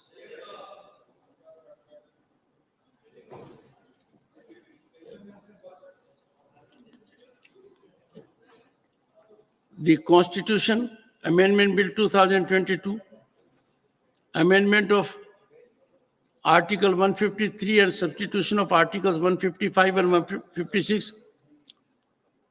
Further consideration of the following motion moved by Dr. V. Sivdasan on the 9th December 2022, that the bill further to amend the Constitution of India be taken into consideration. On the 9th December 2022, Dr. V. Sivdasan had not concluded his speech while moving the motion. He may therefore be called upon to continue his speech. Dr. V. Sivdasan. Respected Chair of the House, here the Constitution Amendment Bill 2022, amendment of Article 153, substitution of Article 155 and 156 is a very important bill. It is in the public interest that the governor's position is to be filled not by the president under the advice of the union government. The governor should be appointed by the state itself. The will of the people has to be respected. The governors cannot act as stooges of the union government. Sir, currently, governors are working as tool of the institution of the union government into the state. We have a lot of examples. The first article of our constitution start with the sentence that I quote, India, that is Bharat, shall be a union of states. It proves the importance of the states. Federalism is a part of the basic structure of our nation, basic structure of our constitution. We all know the existence of our great nation. India is linked with the existence of its basic character, that is unity in diversity. If the diversity is ruined, then the majority of the people will be marginalized. That means they will lose their identity, language, culture, and habitat. It cannot help in their development. Diversity is the basic principle of the federal structure of our nation. Unity develops and strengthens its diversity. The very structure of our nation, India, as the union of the states, is built by the positive spirit of love, affection, and great respect to the diversity. Respected Chair, our great nation, India, was not built by the bricks or bullets and guns or the missiles and forts. It was built by the struggle of freedom fighters, tears of workers, and the sweat of peasants. Respected Chair, they have differences in their opinion, They have differences in their religion, languages, ideas, and identity, but they all are those differences, all above all differences, they had deep commitment to the values of humanity. Respected here, what do we see? The rights of the states are reduced day by day by the union government. Respected Chair, not only have the rights of the states, the rights and the powers of Rajya Sabha, the Council of State also being reduced by the same union government through the money bills. Respected Chair, if we fail to protect the interest of the state as the representative of the states, then the great values of federalism will be destroyed by the rulers. Chair, respected Chair, world history reminds us the autocrats and their political parties have always attacked the diversity, and they have tried to establish their own power, and they have promoted only a monolithic culture. Respected Chair, the dangers of this attitude had been proven by the experience in various countries like Italy and Germany. We, as the representative of the people, as the representative of the state of India, should oppose the attack against the diversity, the steps against the legislative rights of the states, and undemocratic style of functioning of union government. In India, we have various identities. It is our strength. The great forefathers of our nation told us, unite against intolerance. Respected Chair, when the British colonial powers, they had divided the state of Bengal into West Bengal and East Bengal. The people of Bengal had united and fought against the bifurcation. Finally, the British Empire, they had to surrender in front of the massive movement led by the unity of the people. The leaders of the present colonialism, big corporates, have identified that one of the premier enemies of them is the unity of the people. That is why the ruling class of the country is practicing the same kind of colonial policy, divide and rule. The governors in the states, they are working as a tool of the imperialist policy of divide and rule. Wherever the state government is taking the stand to promote the secularism, then the governors are trying to promote the politics of hate. Respected Chair, in Kerala, the Assembly, everybody know that, the Assembly passed a resolution against NRC and upheld the secular values of the nation, secular values of the states, but the governor of Kerala had openly supported the politics of communal venom. Sir, the division of power is the part of our constitution. This is a part of our nation character. The powers are divided between states and union. But day by day, the powers of the states being reduced by the union government. The union government is utilizing the residuary powers to capture the powers of the states. Unfortunately, the governor has also become instrument to implement the plan of the union government. The education and forests, the two sectors which are the classic examples of violation of the division of power. Education and forests were the state subject, but now the entire sectors are under the union government. Earlier, agriculture was in the hands of the states, but the intrusion of the union government has happened there too. The dam and the hydel projects in the states are also serious cases of capture of power.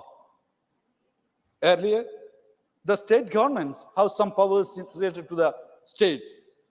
The state governments have taken the stance against these kinds of interventions. But some governors of the states has openly criticized the initiatives of the states. It has widened the gap between the elected state government and the nominated governors. The people of the state are requesting for more autonomy. But the union government is trying to pave the way for more centralized administration through the governors. The states like Kerala, Tamil Nadu, and Telangana are fighting for their rights in various ways. The representative of these states are here. Sir, kindly look at the approach adopted by the governors in the states. They are standing against the interest of their own state governments. The centralization versus decentralization is the core of the clash between states and the governors. Decentralization is the spirit of the age. That means the autonomy of the states, but also the autonomy of the Panchayati Raj institution. It is also a serious concern of the democratic movement in the country. Autonomy of the state does not mean the autonomy of the Raj Bhavans. Autonomy of the state does not mean the autonomy of the Raj Bhavans. The existing wrong notions of the government, governors, and the union government should be corrected.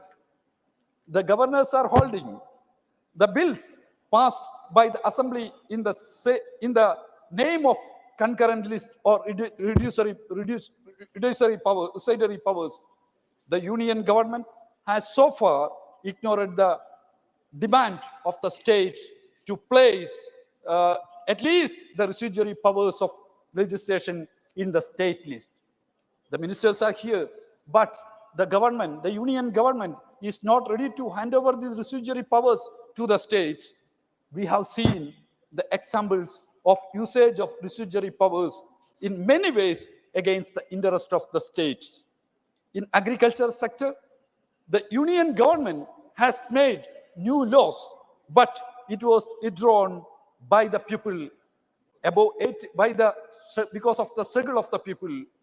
About 800 people martyred in the struggle. But the governors, the titular head of the nation, were silent. They did not make any single statement against the move of the union government, the move of the government against the people, the move against the farmers of their state. On the other hand, many times the governors have criticized the state government. When the state government intervened for the protection of the people in the state assemblies, in the state passed the assemblies, in the state passed the resolution against the anti-people laws made by the union government. The strongest position against the anti-people laws of the union government has been expressed by the Legislative Assembly of Kerala in the resolution. But the titular head of the state took the stand against the resolution, against the interest of the state and the interest of the farmers. Then what is the meaning of the usage? The head of the state, the word head of the state, we all know the federal structure and great values of the constitution will be destroyed by these kinds of legislations by the union government. In education sector, state government have faced various issues. Everybody knows the extreme centralization in education sector is the one of the motto of the union government. The issue of NEET still exists. The Tamil Nadu state, the representative from Tamil Nadu is here. Tamil Nadu state government has taken a very strong stand for the protection of the interest of their state in the education sector. Naturally, it is against the interest of the union government. It is against the wishes of the union government. The Legislative Assembly has passed the resolution against the need. The governor of the state openly criticized the state government and their principled position on the issue of need. The powers in the union government, the union list, are in the hands of the union government. They are taking the decisions unilaterally without any inclusion of the opinion of the states. Moreover, there is no formal institutional structure for the mandatory consultation between the union and the states for the legislation under the concurrent list. Sir, state revenue and the role of the governor should be discussed here. Why? This is an important subject. The revenue of the state is facing a lot of problems because of the intervention of the governors. In this great republic, one of the governor in India openly told the public that he did not sign the budget speech of the state government. It has created an uncomfortable situation in the state. The duty of the governor is to follow the advice of the cabinet. The wise men who have adorned this post had worked in such a way. But reality of the spirit is that the wisdom is rare in Raj Bhavans. The post-liberalization period witnessed a sharp decline in the fiscal health of the state government. Most of the states are facing fiscal crisis. The important factor behind this fiscal crisis strain is the policy of the union government. That is why the states are facing the fiscal crisis. Many states have tried to introduce different alternative measures to overcome the situation. But unfortunately, then the governors are making headills. The governors are making headills. The residuary powers of taxation in the sphere of services are being unilaterally used by the union government.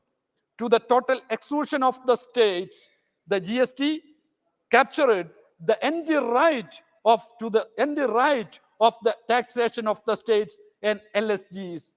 The allocation of the money to the states is linked with the reforms in the administrative sector. The financial allocation. Honorable member, may I just request you, in the previous session, you had taken about 21 to 31 minutes roughly to speak. You have taken about 15 minutes. So if you think about concluding shortly, then other members will also get an opportunity. I will finish. Thank you. Because you had already spoken in the earlier session, that is why I'm just requesting. Thank you. The residuary powers of taxation, already I mentioned here, the allocation of the money to the states is linked with the reforms in the administrative sector. The financial allocation of the union government is not charity. It is the right of the states.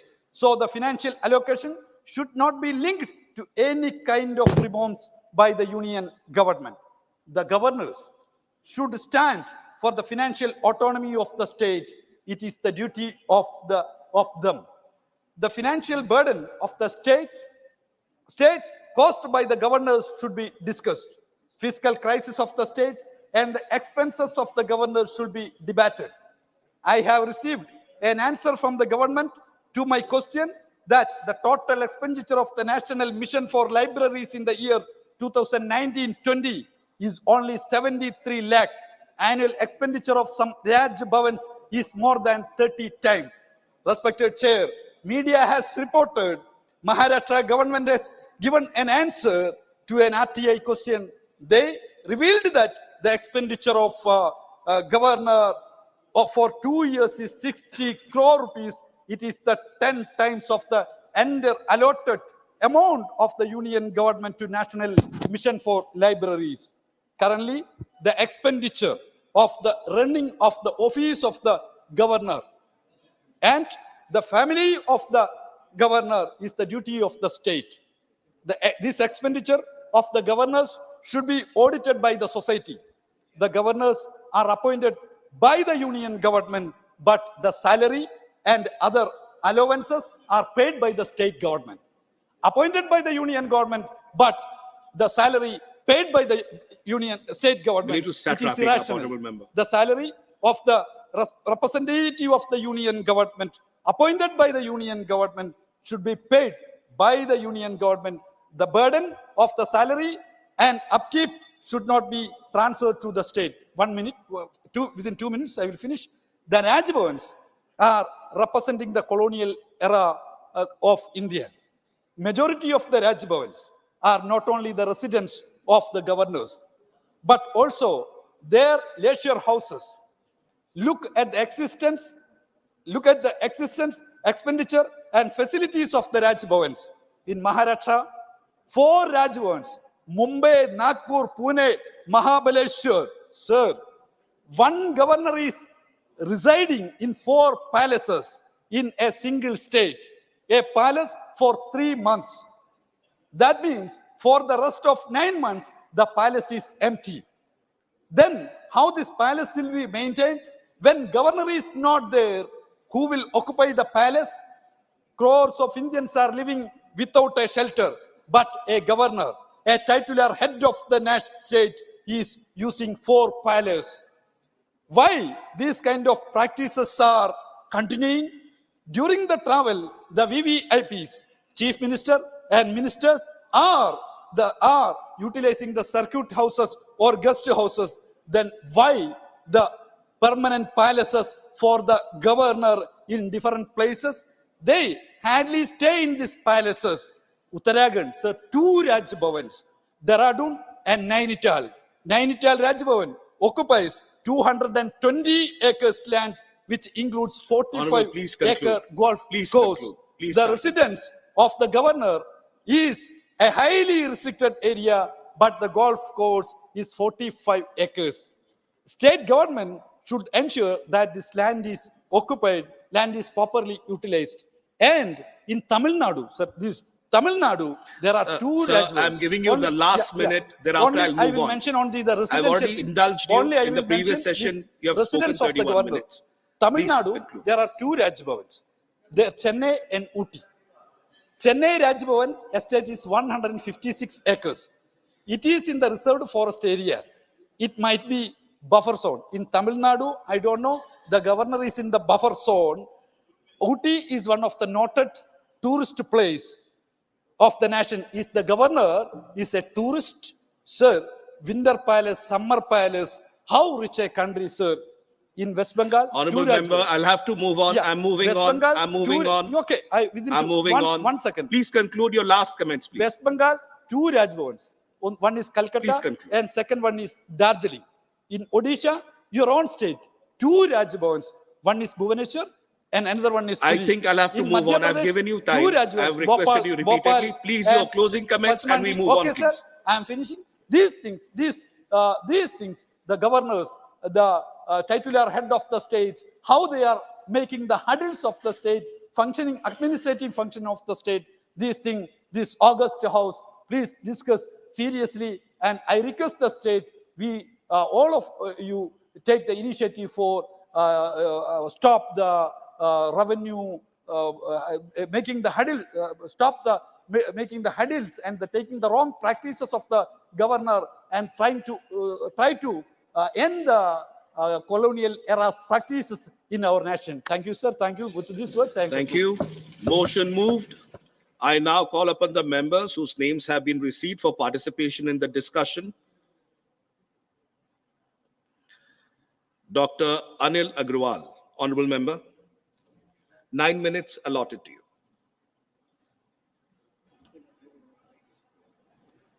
महोदय, भारतीय संविधान की एक खूबसूरती रही है कि किसी भी पद पर, किसी भी संवैधानिक संस्था पर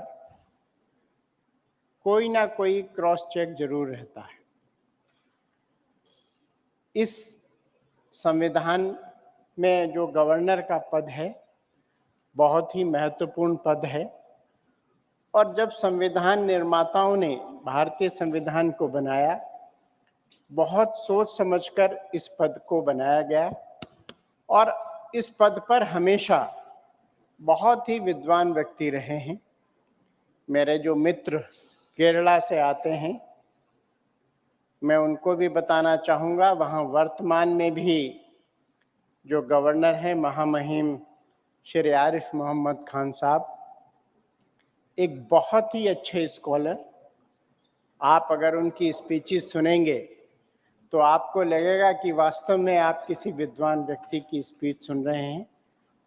और हिंदुइज्म और जो जिस धर्म से वो आते हैं मुस्लिम, उसके बारे में श्लोक और आयतों के माध्यम से जो वो बोलते हैं, पूरा देश उनकी बातों को सुनता है। अधिकांश ऐसे हमारे महामहिम हैं जो वास्तव में बहुत ही विद्वान हैं और वो संविधान की रक्षक के रूप में स्टेट में काम करते हैं। जो मेरे मित्र ने कहा, अगर उस बात को मान लिया जाए तो पूरी जो संवैधानिक ढांचा है वही चरमरा जाएगा।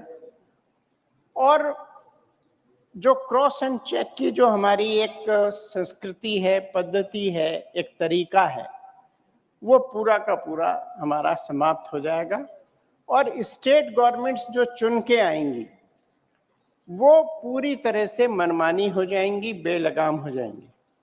कई बार लोकतांत्रिक व्यवस्था में ऐसे भी लोग चुन के आ जाते हैं जिनकी कोई आइडियोलॉजी नहीं होती, जिनकी कोई विचारधारा नहीं होती, किसी भी मुद्दे पर चुनकर आ गए और उसके बाद वो मनमानी करने की कोशिश करते हैं। और मेरे विद्वान मित्र ने जो कहा, जिस प्रकार से वो महामहिम को हटाकर और उस पद को दोबारा लाना चाहते हैं, उसमें उनका जो सजेशन है उसमें ये है कि साहब वहाँ के जो एमएलएज हैं, वहाँ की जो म्यूनिसिपैलिटीज़ हैं, वहाँ के जो कॉरपोरेशंस हैं, वो सब मिलके महामहिम का चुनाव करें, इलेक्शन। महोदय, स्टेट में ऑलरेडी चीफ मिनिस्टर का जो चुनाव होता है वो लोकतांत्रिक व्यवस्था से होता है। और एक स्टेट में अगर दो लोकतांत्रिक व्यवस्थाएं दोनों इलेक्टेड हो जाएंगे तो शायद जो पर्पस था हमारे संविधान निर्माताओं का गवर्नर के पद पर नियुक्त करने का, वो पूरी की पूरी तरह से डिफीट हो जाएगा। महोदय, मेरे मित्र ने एक ये भी सुझाव दिया है अपने बिल में कि 2/3 अगर एमएलएज को चाहें तो वो गवर्नर को हटा सकते हैं। गवर्नर के पद पर वर्तमान में जो नियुक्ति होती है वो महामहिम राष्ट्रपति जी के द्वारा होती है और राष्ट्रपति इलेक्टेड पद है। महामहिम राष्ट्रपति जी का जो चुनाव होता है उसमें हर विधानसभा के विधायकगण, लोकसभा के सांसदगण, राज्यसभा के सांसदगण, सबकी डिफरेंट वैल्यूज एमएलएज की रहती है, एमपीज की रहती है और पूरे देश में उसका एक बहुत ही लोकतांत्रिक तरीके से चुनाव होता है। और उस चुनाव के आधार पर महामहिम राष्ट्रपति का पद पर व्यक्ति आसीन होता है। उनकी इंटीग्रिटी को या उनके द्वारा नॉमिनेटेड व्यक्ति को किसी भी प्रकार से शंका की दृष्टि से देखना मेरे ख्याल से ये उचित नहीं होगा। मैं आपको पूर्व में भी ले जाना चाहता हूं, जो मेरे मित्र मुझे लगता है गवर्नर के पद से परेशान हैं। कुछ कांग्रेस सरकारों में इस प्रकार के गवर्नर्स रहे हैं जिनका आचरण ठीक नहीं रहा, तो मुझे लगता है वो दृष्टांत उनके सामने है। लेकिन अधिकांश मामलों में इस प्रकार की व्यवस्था नहीं है और गवर्नर्स की अपनी एक गरिमा है। आप देखिए, जब स्टेट इलेक्शंस का चुनाव होता है उस समय गवर्नर का कितना इंपॉर्टेंट रोल होता है। अगर गवर्नर भी राजनीति से प्रेरित होकर काम करने लगे तो मुझे लगता है पूरी की पूरी जो संवैधानिक व्यवस्था है, चीफ मिनिस्टर को शपथ दिलाने की व्यवस्था है, उनका सदन में जो बहुमत सिद्ध करने की व्यवस्था है, वो पूरी की पूरी प्रक्रिया जो है वो प्रभावित हो सकती है। महोदय, राजभवन के रेजिडेंसेस के बारे में कुछ मेरे मित्र ने बताया है कि किसी स्टेट में 3 हैं, कहीं 4 हैं। मैं आपको बताना चाहूँगा कि राजभवन वास्तव में कई कई स्टेट में ज़्यादा हैं, लेकिन उसमें 1 सीट या 2 सीट महामहिम राज्यपाल के लिए आरक्षित रहता है। बाकी का जो राजभवन है वो बहुत सारे व्यक्तियों के द्वारा यूज किया जाता है, उनके सेक्रेटरीज के द्वारा यूज किया जाता है। और उन राजभवनों में जब महामहिम नहीं भी रहते तब भी स्टेट में वीआईपी गेस्ट उसी राजभवन में निवास करते हैं। और ये एक ऐसी व्यवस्था है जो सुरक्षा की दृष्टि से भी उचित है। कई बार हमारे बहुत सारे ऐसे गणमान्य व्यक्ति होते हैं जो उस स्टेट में विजिट करते हैं और विजिट करते समय उनकी सुरक्षा का विशेष ध्यान रखा जाता है, तो उनको उन राजभवनों में ठहराया जाता है। वो राजभवन सुरक्षा की दृष्टि से बहुत अच्छी लोकेशंस पे हैं, उनकी सुरक्षा व्यवस्था अच्छी है, तो उसमें जो हमारा बाकी की जो चिंताएं होती हैं उन महामहिम व्यक्तियों को ठहराने की, वो चिंताएं हमारी दूर हो जाती हैं। महोदय, आज जो राष्ट्रपति महोदय द्वारा गवर्नर को चुने जाने का, चयनित करने का जो सिस्टम है वो भी बहुत लोकतांत्रिक है, और अगर उसमें हम किसी भी प्रकार की छेड़छाड़ करने की कोशिश करेंगे तो मुझे लगता है उसका रिजल्ट बहुत खराब होगा। हमारा जो गवर्नर का पद है बहुत ही एक महत्वपूर्ण पद है और राज्य सरकार की मनमानी को रोकने का एकमात्र जरिया है कि वो राज्यपाल की रिपोर्ट के आधार पर राष्ट्रपति उसमें बहुत सारे निर्णय करते हैं। लेकिन मैं यहाँ ये भी बताना चाहता हूँ कि उस व्यवस्था पर भी हमारे न्यायालयों द्वारा उचित कार्रवाई समय समय पर की गई है। अगर किसी महामहिम राज्यपाल द्वारा कोई निर्णय गलत लिया गया है, कोर्ट में चैलेंज हुए हैं बहुत सारे निर्णय, विशेषकर जो उनके निर्णय चैलेंज हुए हैं वो निर्णय हैं जो सरकार के फॉर्मेशन से हैं, सरकार के बनाने से हैं, चीफ मिनिस्टर के शपथ से लेके chief minister nomination, chief minister का सदन में बहुमत, ये सारी की सारी व्यवस्थाएं जो हैं वो कई बार चैलेंज हुई हैं। उनमें भी लेकिन अधिकांश समय जो न्यायालयों के द्वारा जो निर्णय आए हैं। माननीय सदस्य 1 मिनट आपका और 1 मिनट है। कोई बात नहीं, मैं कंक्लूड करता हूं सर। उनमें भी जो व्यवस्थाएं रही हैं वो ऐसी रही हैं कि उनमें अधिकांश निर्णय जो महामहिम राज्यपाल के द्वारा लिए गए वही निर्णय अपहल हुए हैं। मैं पुनः अपने मित्र से ये अनुरोध करूंगा कि उन्होंने जो ये बिल लाया है इसको वो वापस लें। उन्होंने कुछ हो सकता है व्यक्तिगत कारणों से या और किसी दबाव में ये बिल लाए हों, लेकिन मुझे लगता है अगर वो बिल वापस लेंगे तो संविधान की मर्यादा बचेगी। संविधान भारत का जो निर्माताओं ने बहुत सोच समझकर बनाया है और एक ऐसे पद पर जो बहुत बड़ा संवैधानिक पद है, उस पे हम किसी भी प्रकार से अगर मुझे लगता है छेड़छाड़ करेंगे तो ये उचित नहीं होगा। और मुझे लगता है कि मैं पूरे सदन से ये अनुरोध करूं कि इस बिल के विरोध में अपना मत करें। धन्यवाद। जय हिंद, जय Bharat.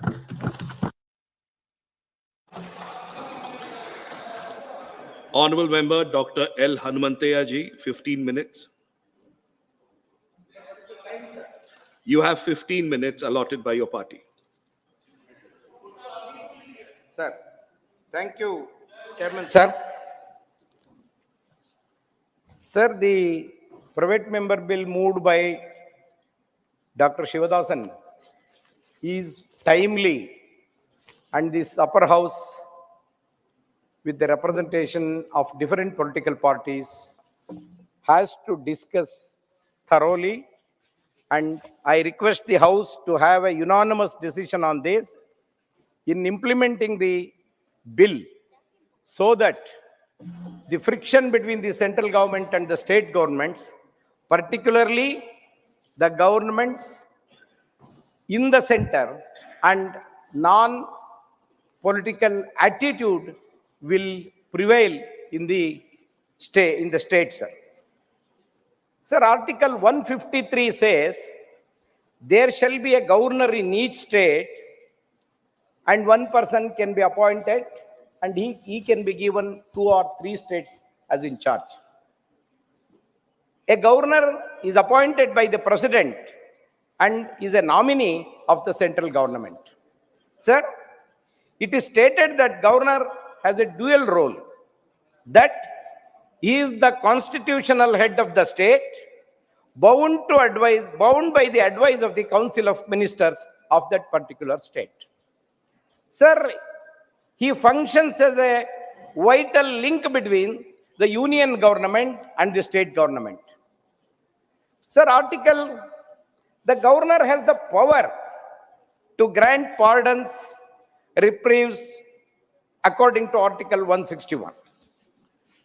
Sir, the governor with the CM, head of the state, that accepts some conditions for discretions, he has to take the advice of the chief minister of the state, who is the head of the executive. Sir, the governor appoints the chief minister and other ministers according to the Article 164. He assents, withholds the assent, or reserves the bill for the consideration of the president passed by the legislative assembly.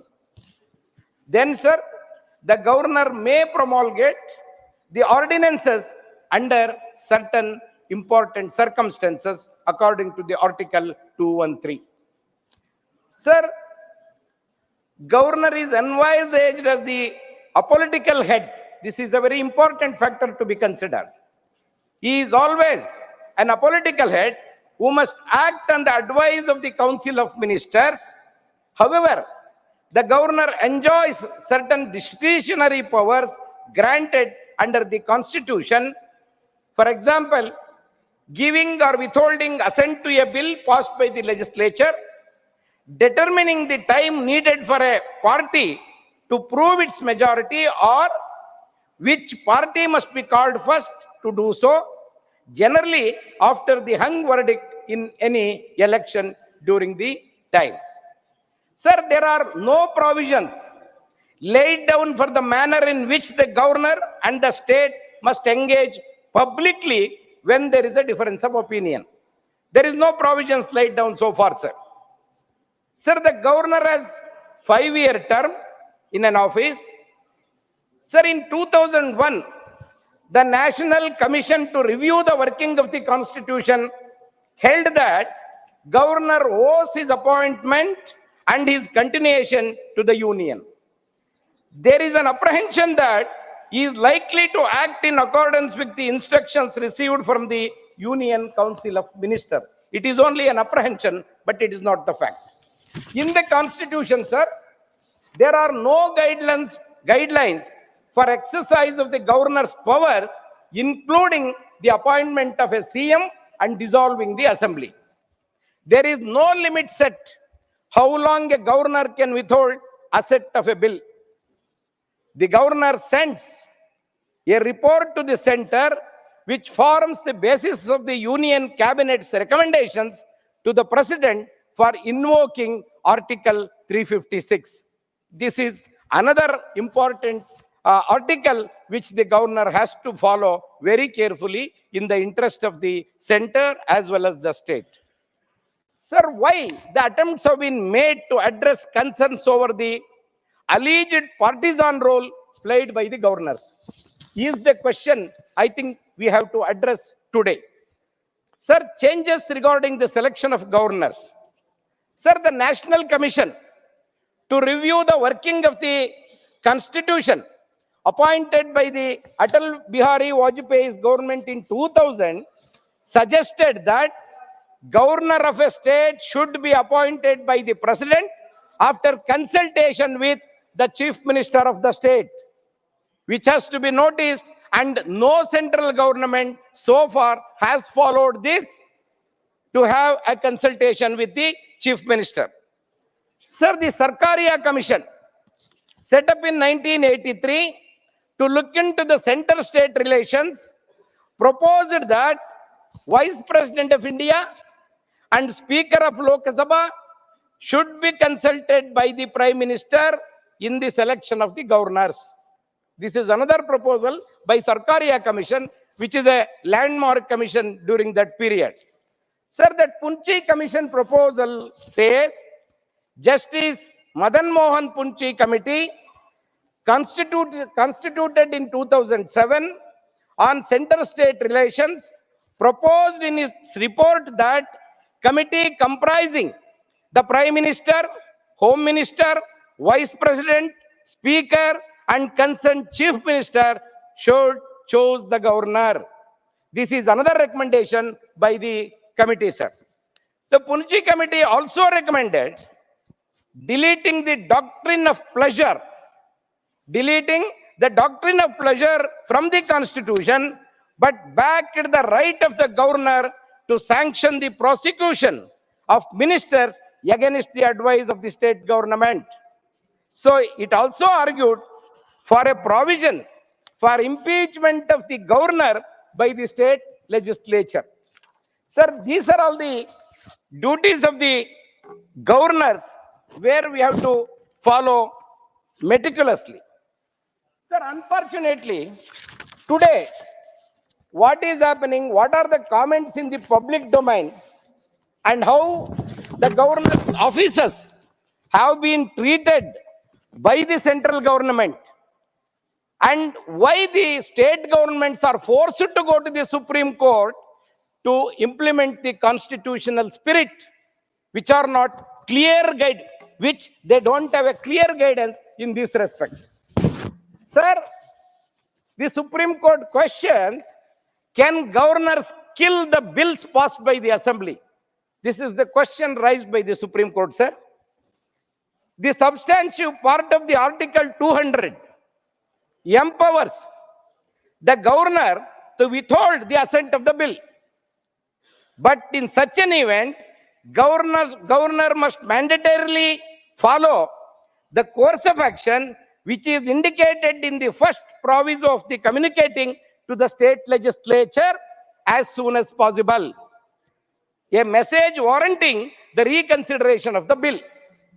But in most of the cases, sir, where people are in front of the Supreme Court today, the state governments are in front of the Supreme Court today, the minimum requirement of warranting the state legislatures as soon as possible, a message warranting the reconsideration of the bill has not been followed. Many a times, years together, bills were pending in the governor's office. This is the major cause to an elected government by the governors who are the representatives of the central government has followed. That is the major issue today which is under discussion. Sir, Baba Saheb Ambedkar has said during the draft constitution to the Constituent Assembly on November 4, 1948, Ambedkar highlighted the need to diffuse the constitutional morality in Indian society. He has also said that it is imperative to deepen the democracy, which is only a top dressing on Indian soil, which is essentially undemocratic. Sir, the journey of these 75 years of independence, the constitutionalism in India provides the perfect context to revisit the idea of constitutional morality, what Ambedkar said during that time, during 1948. It is also said the constitution and morality in light of the ongoing tussle between the governors and the elected governments, especially in Kerala, Maharashtra, of course not now, the government has changed, Punjab, West Bengal, Tamil Nadu. The noticeable factor is all these governments are non-BJP governments. That is what is to be noted today. Sir, the Supreme Court has expressed serious concern about the delays by the governors in assenting the bills passed by the state elected legislators. This violates the constitutional provisions and the doctrine of constitutional morality which Ambedkar was talking about. Sir, the Constitution of India has envisaged the role of the governors as custodians of the constitutionalism. in respective of states. However, owing to the nature of appointment using nominee selection by the union government, most of the time governors abide by the obligation of the ruling dispensation rather than the constitutionalism. This is the major observation at this time, sir. Sir, this has deepened the crisis between the union governments and the state governments, which is eroding the principles of cooperative federalism. Sir, the conduct of the governors in these states has resurrected the question of the need to continue the governors in office in a parliamentary democracy. That is the crisis today. That is a serious crisis today. So the fact that there is a conflict between the governor's office and the elected governments is a very sad part of the democracy, a serious concern of the democratic process. Sir, the immediate consequences of this trend are affecting the public governance and administration, erodes the harmonious relation between the state and central government, and it also affects the governor office, destabilizes the elected government as they are under pressure and non-performing the governance. This union-state relations, overall, the federal scheme of the constitution is in the state of disequilibrium. Sir, there are some solutions suggested by the experts of the constitution and people who have experienced the 75 years of independence. Sir, one that, firstly, the state government must be consulted before the governor's appointment by the union government. This is the suggestion, as recommended by the Sarkariya Commission. This will ensure much needed consultation between the union and state governments, thereby strengthening the relationship between both these governments in the true spirit of cooperative federalism. Sir, secondly, the Supreme Court of India must direct the Union Ministry of Law and Justice to frame the guidelines for the governor office in consultation with the Law Commission of India to assent to the bills on time to avoid unregulated delays in the future, which is very much required and necessary. Sir, thirdly, empower the office of the President of India. Honorable member, you have To one recall, more minute. I'll go according to your time. Empower the office of the President of India to recall the governors who are the subject of the constitutional violation in discharging the duties as per the Article 200. Article 200 has become a serious concern today, where the governors are playing with it, with the discretionary powers given by the Constitution to them are not followed with a judicious thinking and judicious decisions. Sir, lastly, the time has come to remove the word otherwise in Article 356 through a constitutional amendment, as governors have misused the word to dissolve many elected governments in the states. Thank you. So, sir, last sentence, this will curtail some of the discretionary powers and prevent the misuse of governor's office by the union government, whichever is in the power. These things, if they are followed, the real private members which we are discussing will have some fruitful decisions, sir. Thank you very much. Thank you. Honorable member Shri Jawahar Sarkar. You have 7 minutes. Thank you, sir. Thank you for giving us this opportunity of supporting the constitutional amendment brought in by Dr. Sivadasan to introduce election of governors as a mode to save the constitution. Now, one of the most depressing news that I as a legislature, you as legislators, we all as part of the overall structure of governance, one of the most depressing news that we have heard in the last few days is the manner in which a governor, I am referring to the governor of Tamil Nadu, was pulled up by the Supreme Court for exceeding his jurisdiction. The Supreme Court has intervened from time to time, pulling up the governors of Kerala. Our governor in West Bengal has set new records, putting up the governors of Maharashtra for exceeding their powers. This all emanates from one mischievous word. I use the word, sir, one mischievous word in the Constitution that was a legacy of the colonial past. And this word is found, discretion is found in Article 163, subarticle clause 2. Now, based on this article, this is a colonial legacy. We all speak of colonial legacy, but we do not know how to define it. Anything that suits, anything that militates against our way of thinking, anything that militates sometimes against what I call the culture of the Ganga Valley is said to be colonial and fit to be dumped out. No, it is not so. Colonialism spells itself out through the mechanics of power and hegemony. Through power and hegemony. And this is proved through the continuation of the powers of the institution of the governor in a democratic federal setup. This post came up from the Government of India Act, Imperial Act of 1919. It was carried on through the Government of India Act of 1935.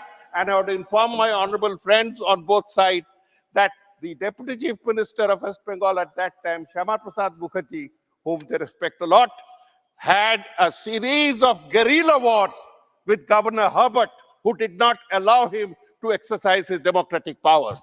Now, in a free and federal and democratic India, we should have learned the lesson and circumscribed, cut the talons of the governor, but instead we put this 163(2).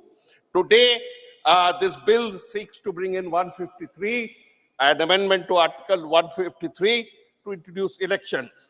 Now, we can't have a diarchy, sir. This is a democratic polity. You can't have two governments of India. There is one government of India that is elected by 37% vote. We respect it. Respect also the state governments that have been elected by the same electorate for governing their states. And do not assume that just because you have a colonial post, you can interfere with it, you can trip it, you can sabotage it whenever you feel like. You cannot. You have learned your lessons in the opposition. While in the opposition, you will learn them again when you come to the opposition. Now, having said this, West Bengal has the singular fortune of being out with the central government for 49 years. 2-3 generations. My generation has never seen any ability. And the instrument of the post of governor is used for every purpose, including the interference with the intrinsic law and order powers of the state. If there is any comment to be made, let the Home Ministry come up and make a comment. But why should a governor advised by an undersecretary? I am saying, sir, at the cost of contradiction, all governors, irrespective of regime, are run by diktats issued by undersecretaries and deputy secretaries of the Ministry of Home Affairs. Come and challenge it and say, no, I will ask for the correspondence. I know what I'm talking about.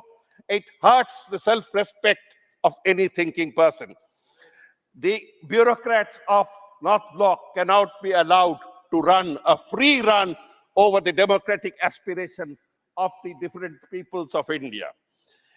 The election is because we consider the post of governor to be largely protocol, largely ceremonial, so that the chief minister doesn't have to run to every function.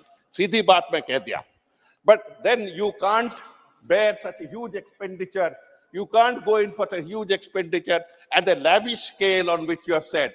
The lavish scale itself, whether the bill is passed or not, is a subject that government may like to review because it smacks of colonial imperialism. We have spoken, supposing, I'm giving a minute only, supposing you had a similar institution in the government of India. Supposing you had the president telling you morning and evening, ye aapne galat kiya, aapne galat kiya, aapki law and order. I mean, you can't run You are insulting the people who have elected that government, the central government or the state government.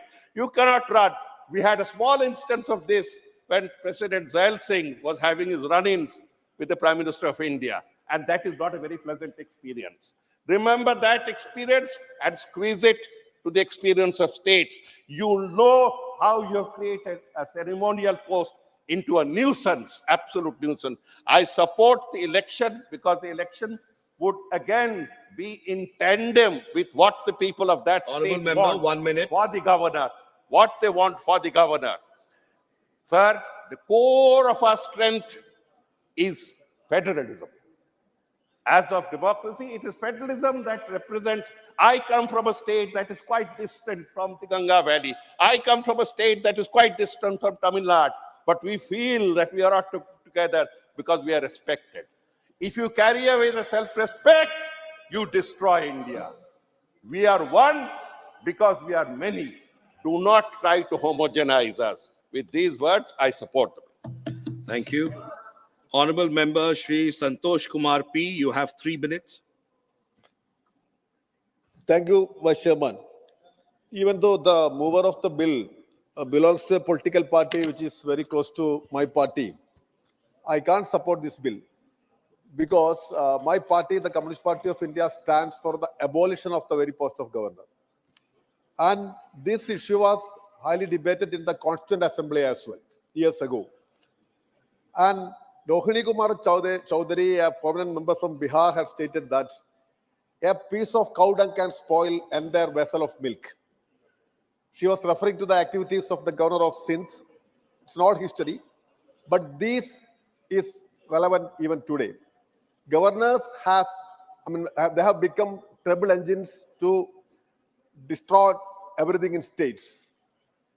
I don't want to give you a details of what is happening in Kerala and Tamil Nadu. Governors have become political manipulators. So why we need the post of governor? The mover have given a detailed list of examples, how the governors are spending money, how decorative their life is, how extravagant they are. So I don't want to add anything more. To perform the role of a governor and the duties of a governor, if at all anything is there, that can be done by the Chief Justice of a state or a Supreme Court Chief Justice. Nothing more is required. So I think it is high time to think about the abolition of the very post of the governor. And secondly, I think almost all parties are in agreement of the continuation of the post of governor. At least let us think about changing the very name of Raj Bhavans, because it's an old British name. No, I am not in favor of the name-changing virus. That virus has affected everywhere in our country, every aspect of life, sphere of life. But Raj Bhavans, these people who are sitting in the Raj Bhavan think they are Rajas of modern time. So they at least let us, take initiative to rename Raj Bhavans. And moreover, I can tell you, this extra constitutional overstepping activities of the governors must be controlled at any cost. And when we talk about the election of a governors, see, you have these a minute are more. not relevant because the electoral college which he suggests consists of even local representatives, or representatives from local bodies. That makes it's a very strong position because the chief minister, if you want to elect the chief minister, what you want? You have to, the members of the assembly can elect the chief minister. But here to elect the governor, you need the support of members of the assembly plus local, body representatives. That makes Member, the please post conclude. of the governor Your time is more, running out. let me complete, sir, please. 1 minute. Make it more, what you should say, more powerful. So that it should not be higher than the elected chief minister of a state. The chief minister is, of course, that is the highest democratically elected body in a state. Then how can be the governor above that? Then, moreover, to dismiss the governor, we don't want the representatives from the local bodies. Honourable member, your time is over. That also Please drawback conclude. of the bill. So Please anyway, sir, let me add this point once again, that we all have to think about the post of governor, and this post must be abolished at any cost. Thank you. Thank you. Honorable Shri R. Girirajan ji, just before you start, let me clarify that you have 3 speakers from your party, and the total time for your party is only 5 minutes. Total time. So therefore, we'll be only able to provide 2 minutes or max 2.5 minutes per member. It is decided as per the roster. I can't help it. But, sir, Honorable Tiruchi ji, you are a senior member. You are part of the chair, you know. We work by the roster. We can't have a discretion. So 2 minutes, sir. Please. Sir, start. respected sir. Thank you, sir. Thanks, my leader, Tiruchi Siva. It's the right time to discuss the governor's need or not. I want to say in Tamil, our leader, Perunjar Anna, who has இந்த அவையிலே மிகப்பெரிய தலைவராக பரிணாமப்படுத்தப்பட்ட நேரத்திலே அவர் சொன்ன வார்த்தை ஆட்டுக்கு தாடி தேவையில்லை. Beard not to the goat. Like governor's post not necessary to the government, state governments. ஆட்டுக்கு எப்படி தாடி தேவையில்லையோ நாட்டுக்கு கவர்னர் தேவையில்லை. இந்த கவர்னர் பதவி என்பது மிகப்பெரிய அலங்கார பதவி.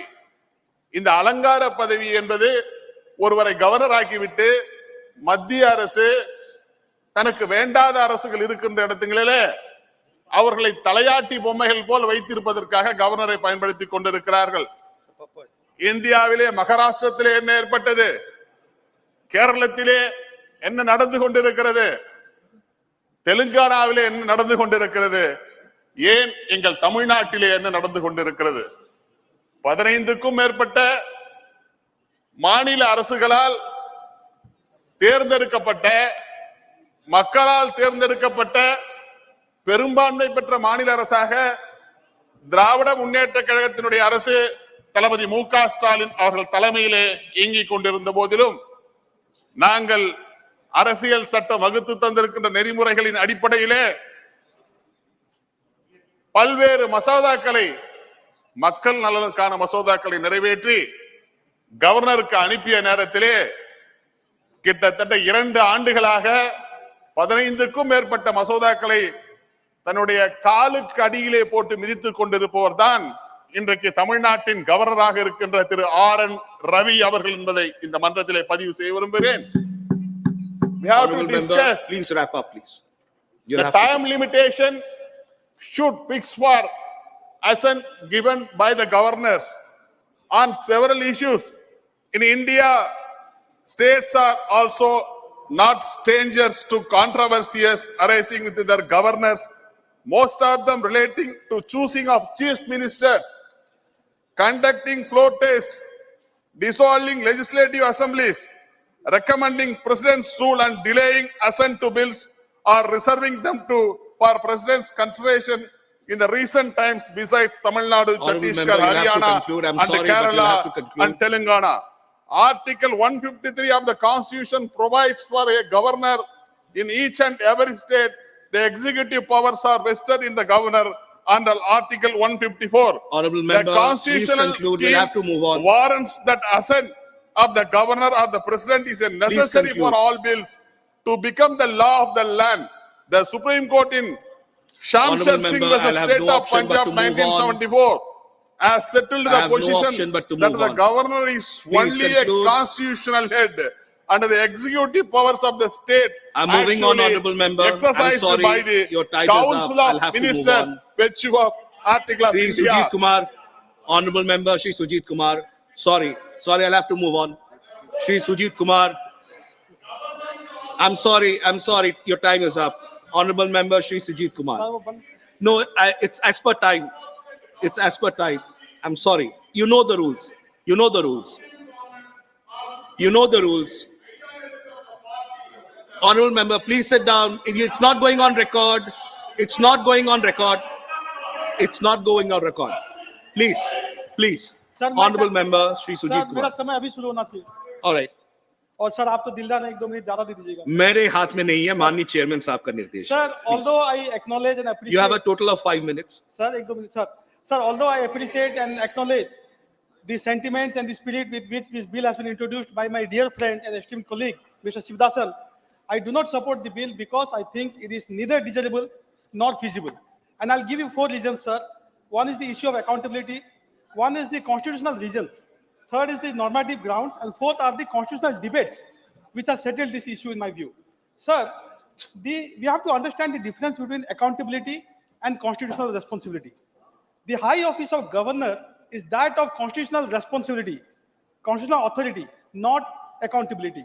Sir, in his arguments, the Honorable Member Shivdasan ji, sir, alluded to the stature and dignity of the high office of the governor. I completely am with him on that. And he argued that because of this high office which the governor holds, he should enjoy the support, legitimate support of the people, and he should be accountable to the people. But sir, for this, we already have an elected government in the state. Can you have two parallel power centers, one of the chief minister and one of the governor? Sir, the office of governor should evoke, sir, cooperation and respect. And to give further clarity, I would like to quote what the Constitutional Assembly member, Mr. B.G. Kher, had said. The most important principle of good government in a popular constitution is that no executive functionaries should ever be appointed by popular election. No executive functionaries should ever be appointed by popular election, neither by the votes of the people themselves, nor by those of their representatives. Sir, next I come to the normative grounds why I oppose this bill. Sir, the office of governor should exert an all-pervasive moral influence on the state, sir, state government and the people of the state. Sir, I'd like to quote Sarkaria Commission, which Hanumantia ji elaborately referred to. Sir, Sarkaria Commission on Interstate Relations quoted the office of governor as the constitutional head is to act as friend, philosopher, and guide to the elected government, the Council of Ministers. And sir, if we have an elected governor, as is envisaged in this bill, sir, we will not have the check and balance, which is the core of our constitution, sir. How can an elected governor, sir, operate freely without being beholden to the party that has elected or that has chosen that person to be elected? Sir, how can the governor think independently? Sir, these are the reasons why I oppose this bill. Sir, while addressing the Conference of Governors in June 2005, the former President of India, Dr. Kalam, observed that while there are many checks and balances provided by the Constitution, the office of the governor has been bestowed with the independence to rise above the day-to-day politics and override compulsions either emanating from the central system or the state system. Sir, now I'll refer to the constitutional grounds why I oppose this bill. Sir, in our scheme of things, constitutional scheme of things, the governor plays a very important role in maintaining the federal structure of our constitution, which also is part of the basic structure in the Supreme Court judgment of 1973, Kesavanand Bharati judgment. Sir, the celebrated judgment of S.R. Bomai versus Union of India explains in detail the importance of this role, and I quote, this is the Honorable Supreme Court. The key actor in the center-state relations is the governor, a bridge between the union and the state. The office of the governor is a vital link and a channel of impartial and objective communication of the working of the constitution by the state government to the President of India. And he goes on, the judgment goes on, because of paucity of time, I will not get to it. Sir, it is also important for the House to visit the Sarkaria Commission report on the role of the high office of the governor, and I will briefly quote from the report. The governor in our system does not function as a constitutional head for the whole gamut of his responsibilities. There is an important area, though limited and subject to constitutional constraints, within which he acts in the exercise of his discretion. Honorable member, last minute. Sir, he is a live link of channel between the union and the states. He is a live link of channel between the union and the state. Sir, finally, I'll refer to the constitutional debate. Sir, on this very issue, eminent member T.T. Krishnamachari had quoted, and I quote, the position is either you make the legislature supreme or you make the governor supreme. If you adopt the presidential system, the governor is supreme. But under the parliamentary system that we have, the legislature and the leader of the majority party in the legislature will be supreme. The choice is obvious, and that choice is logical. Sir, unquote. Sir, in their infinite wisdom, the founding fathers of our constitution had anticipated such a situation. And there was elaborate discussion for 2 full days, sir, on 30th of May 1949 and 31st of May 1949. And 2 alternatives were suggested. Sir, give me, sir, 30 seconds. Sir, alternative 1. This is Article 131 of the draft Constitution of 1948. First alternative, the governor of a state shall be elected by direct vote of all persons who have the right to vote at the general election for the Legislative Assembly of the state. This is the first alternative. Second alternative, the governor of a state shall be appointed by the president by warrant under his 30 seconds, sir, and seal from a panel of 4 candidates to be elected by the members of the Legislative Assembly of the state, or where there is Legislative Council in the state by all the members. Please conclude. Sir, after exhaustive and elaborate discussion, deliberation, debate, the Constituent Assembly adopted the second alternative with some modification, which is Article 151 as it stands today. that the governor of a state We'll shall have be to appointed conclude. by the president Honourable by member. warrant under his hand and seal. And sir, our first Prime Minister Pandit Nehru also, sir, sided with this argument, the second alternative. Please conclude. And Please sir, conclude. I feel there is no compelling reason to deviate from the wisdom of our founding fathers. And I oppose this. This is the reason I oppose this. Honourable member Professor Manoj Kumar Jha, you have 3 minutes. Vice chairman साहब, आपको शुक्रिया कहने में और जय हिंद बोलने में ही वक्त गुजर जाएगा। बहरहाल माननीय उपसभापति महोदय, वाइस चेयरमैन साहब, मैं उन तमाम पीड़ित राज्यों के पक्ष में खड़ा हूं जो अपने अपने लाट साहब से परेशान हैं, और परेशानी कई तरह की है। मैं तो ये मानता हूं हमारे बीजेपी के मित्रों के पास बहुत अच्छा पूल है। अब यही कितने लोग हैं जिनको मैं चाहूंगा अपने स्टेट ले जाऊं, बिहार गवर्नर बना करके। अच्छे लोग हैं, लोकतांत्रिक, विशाल हृदय। तो सर, माननीय उपसभापति महोदय, एक वाकया बताना चाहता हूं। 1952 में बीसी राय, कोई नहीं है तृणमूल के शायद, बीसी राय वेस्ट बंगाल के चीफ मिनिस्टर थे। नेहरू जी ने किसी को गवर्नर नियुक्त करने की कोशिश की, तो बीसी राय साहब ने कहा कि हमारे यहां नॉन बंगाली गवर्नर नहीं चलेगा। हालांकि उसके बाद काफी चीजें बदल गई, तो एचसी मुखर्जी साहब की नियुक्ति हुई। फिर 57 में वैसा ही कुछ हुआ, तो बीसी राय जी ने फिर कहा कि ना, वही बात अभी भी रहेगी, हमको बंगाली गवर्नर चाहिए। तो पद्मजा नायडू पर सहमति बनी। पद्मजा नायडू बाइलिंगुअल थी, मदर बंगाली, फादर आंध्राइट। तो एक वो दौर था जहां देश के प्रधानमंत्री मुख्यमंत्री की बात सुनते थे, और एक ये दौर है, बाकी तो नहीं कहूंगा, फिल इन द ब्लैंक है, लेकिन मुख्यमंत्री से वैर रखना। गवर्नरों ने अपना दायित्व तो समझ लिया। कितने नाम गिनाऊं, कहां तक सुनोगे, कहां तक सुनाओ, हजारों हैं शिकवे, क्या क्या गिनाऊं। अब हाल में ही सर्वोच्च न्यायालय की टिप्पणी आई। वो टिप्पणी क्या कहती है? ये गवर्नर सचमुच अपने को लाट साहब समझते हैं। जब एक राज्य में राज्य की चुनी हुई व्यवस्था का मुख्यमंत्री अगर वो कुछ करना चाहते हैं, गवर्नर साहब बिल पे बैठ जाते हैं। वो बिल पे नहीं बैठते हैं, जन आकांक्षाओं पे बैठ जाते हैं। और जन आकांक्षाओं पर अगर कोई व्यक्ति बैठ जाता है, तो आप ये यकीन मानिए कि वो चुनी हुई सरकार के लिए प्रतिरोध के क्षण हर वक्त उत्पन्न करता रहता है। मैं आपको एक और उदाहरण दूं माननीय वाइस चेयरमैन साहब।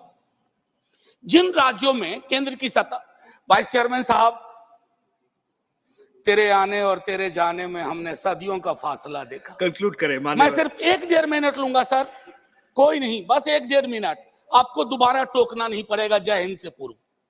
तो मैं देखिए तारतम्य टूट गया। क्या बता रहा था? दूसरा वाक्य बता रहे थे। कंक्लूड करें मान्यवर। हाँ सर, मैं ये कह रहा था, प्लीज माननीय माननीय नीरज जी प्लीज। माननीय नीरज जी प्लीज। सर, नीरज भाई वाला टाइम निकाल दीजिएगा मुझ में से। आप कंक्लूड करें मान्यवर। सर, कंक्लूड कैसे करूं? बीच में नीरज भाई बोल दिए। चलिए आप मैं सर इतना कहना चाहता हूं कि जिन राज्यों में बीजेपी विपक्ष में है, वहां मजबूत हो जाती है बीजेपी। जानते हैं क्यों? गवर्नर साहब 60% विपक्ष का काम कर देते हैं, वो विपक्ष में हो जाते हैं। मैंने ऐसे गवर्नर्स देखे हैं जो टेलीविजन चैनल में शाम से बैठ जाते हैं, अपनी ही सरकार के बारे में। Honourable member please conclude. Sir, Anil ji please conclude करें। ऐसे में 30 seconds प्लीज नहीं, एक बात बताइए प्लीज अनिल जी, कंक्लूड। अगर ऐसे बात होगी तो कोई बात कैसे माननीय होगी? मनोज जी सर, माननीय मनोज जी, आपने कहा तो मैं एक चीज जरूर कहूंगा। एक चीज जो मुझको बड़ी दुखती है, जब मैं राजनीति में भी नहीं था, बता रहा हूं सर, गवर्नर का वाइस चांसलर के अपॉइंटमेंट का अधिकार। सर, राज्य की शिक्षा व्यवस्था में राज्य की सरकार से सवाल पूछे जाते हैं, तुम्हारा सेशन लेट क्यों है, तुम्हारी ये परेशानियां क्यों है, तुम्हारी वो परेशानियां क्यों है। लेकिन वाइस चांसलर के चयन का अधिकार, नियुक्ति का अधिकार राज्य की सरकार के पास नहीं है। अंत में मैं अपनी बात यही समाप्त करूंगा। माननीय उपसभापति जी, आपने वक्त दिया, हालांकि मेरे वक्त में कई लोगों ने वक्त ले लिया, लेकिन मैं इतना कहना चाहूंगा कि गवर्नर के पद पर, क्योंकि आप सत्ता में, केंद्र की सत्ता में हमेशा नहीं है, ऐसी व्यवस्था ना हो कि केंद्र और राज्य के बीच में जो अंबेडकर साहब की अवधारणा थी कि राज्य खैरात नहीं मांग रहा है केंद्र से, एक सहकारी संबंध है जो। और आखिरी सर, आखिरी इसके बगैर कहूंगा आपको भी अच्छा नहीं लगेगा, आप बाहर कहिएगा कविता नहीं सुनाई, तो सर लाट साहबों के नाम, लाट साहबों के नाम, प्लीज प्लीज प्लीज, कोई उम्मीद बर नहीं आती, कोई सूरत नजर नहीं आती, पहले आती थी हाले दिल पे हंसी, अब किसी बात पर नहीं आती, काबे किस मुंह से जाओगे गालिब, शर्म तुमको मगर नहीं आती। जय Hind sir. Thank you, honorable member. Honorable member Dr. John Brittas, 2 minutes. Be brief, sir. Very brief. Sir, the slogan of Honorable Prime Minister is cooperative federalism. The tagline of G20 was that 3 Ds: democracy, development, diversity. In application, in implementation, the 3 D is like destabilize, disrupt, defame. किसको? Opposition governments को. ये destabilise, defame, disrupt करने के लिए उनका हाथ एक tool है, ये गवर्नर साहब, ये चल रहे हमारा देश में। मिस्टर अनिल अग्रवाल, उनका दोस्त है केरल का गवर्नर, वो बार बार वहां आ रहे, उससे पूछ लीजिए। Sir, my only request, I will be very brief, my only request to them is that if at all they want to ensure democracy, federalism in this country, let them adhere to cooperative federalism and remove all those people, because in our country there are 2 areas now, like flood affected, drought affected. One is ED affected area and governor affected area. Let us finish with this. Please pull back all your tools and ensure that your words are implemented. Let there be no difference between your words and deeds. Sir, I respect you. That's why I'm going to sit down. Thank you very much. Honorable member Shri Khiru Mato ji, 2 minutes. सभापति महोदय, मैं मानता हूं कि वर्तमान परिदृश्य में राज्यपालों उपराज्यपालों की नियुक्ति प्रक्रिया तथा उनके क्रियाकलाप भारत के लोकतंत्र के हित में नहीं है। संविधान के प्रथम अनुच्छेद में कहा गया है कि भारत राज्यों का संघ होगा। अगर जनता द्वारा लोकतांत्रिक तरीके से चुनी हुई सरकार के विधायी कार्यों में राज्यपाल के रूप में केंद्र सरकार द्वारा नियुक्त व्यक्ति दुर्भावना से ग्रसित होकर हस्तक्षेप करेगा तो ये भारत के संघीय प्रणाली का अपमान है। प्रस्तावित विधेयक में अनुच्छेद 153 के प्रस्तुत में सुझाव के समर्थन करते हुए कहना चाहता हूं कि राज्यपाल को किसी एक राज्यपाल की ही जिम्मेदारी दी जानी चाहिए और किसी कारणवश पद रिक्त होने पर राज्यपाल के कार्यों का निष्पादन राष्ट्रपति के द्वारा किया जाना चाहिए। मैं विधेयक के प्रस्तावित वर्तमान अनुच्छेद 155 की जगह संशोधित अनुच्छेद 155 जो राज्यपाल के निर्वाचन से संबंधित है उसकी प्रतिस्थापना का समर्थन करते हुए मानता हूं कि जिस प्रकार भारतीय संसद राष्ट्रपति, लोकसभा और राज्यसभा से बनता है उसी प्रकार राज्यों के विधानमंडल, राज्यपाल, विधानसभा और विधान परिषद से बनते हैं। अतः जिस प्रकार राष्ट्रपति का चुनाव अप्रत्यक्ष रूप से निर्वाचित सांसदों और विधायकों द्वारा किया जाता है उसी प्रकार राज्यपाल का चुनाव अप्रत्यक्ष रूप से राज्य में निर्वाचित विधानसभा सदस्यों, ग्राम पंचायतों, नगर पालिका और नगर निगमों के निर्वाचित सदस्यों द्वारा किया जाना चाहिए। राज्यपाल, उपराज्यपाल की सेवा अवधि राष्ट्रपति के मर्जी पर निर्भर है। राष्ट्रपति अपनी इच्छा अनुसार राज्यपाल का स्थानांतरण किसी अन्य राज्य में कर सकते हैं या पद मुक्त कर सकते हैं। राज्यपाल की सेवा की कोई संवैधानिक सुरक्षा नहीं है, इसलिए राज्यपाल केंद्र सरकार के हाथों की कठपुतली बनकर रह जाता है और स्वयं विवेक से कार्य नहीं कर पाता। अगर राष्ट्रपति की तरह राज्यपाल का निर्वाचन होगा माननीय सदस्य कंक्लूड करें। ही महाभियोग लगाकर उसको हटाने कठिन प्रक्रिया होगी तो राज्यपाल स्वतंत्र होकर बिना किसी दबाव में अपने दायित्व का निर्वहन कर पाएंगे। कंक्लूड करें मान्यवर, कंक्लूड करें। एक मिनट। इस फैसले में न्यायालय ने कहा था कि किसी भी राज्य सरकार के बहुमत का फैसला राजभवन की जगह विधानमंडल होना चाहिए। राष्ट्रपति शासन लगाने से पहले राज्य सरकार को शक्ति परीक्षण का मौका देना चाहिए। मान्य महतो जी, कंक्लूड करिए। महोदय, संविधान निर्माण के समय मसौदा समिति ने राज्यपालों की नियुक्ति या चुनाव का मामला संविधान के सभा का निर्णय के लिए छोड़ दिया था। आजादी के 75 वर्ष के बाद अमृत काल में देश मजबूत से आगे बढ़ा है और भारत की एकता, अखंडता, संप्रभुता को कोई खतरा नहीं है। इसलिए लोकतंत्र के संघीय ढांचे को और मजबूत बनाने के लिए राज्यपाल के शक्तियों का केंद्र सरकार द्वारा दुरुपयोग रोकने के लिए मैं राज्यपालों के निर्वाचन का सुझाव देने वाले विधेयक का समर्थन करता हूं। धन्यवाद। धन्यवाद। Honourable lieutenant general doctor DP Vats retired, 6 minute.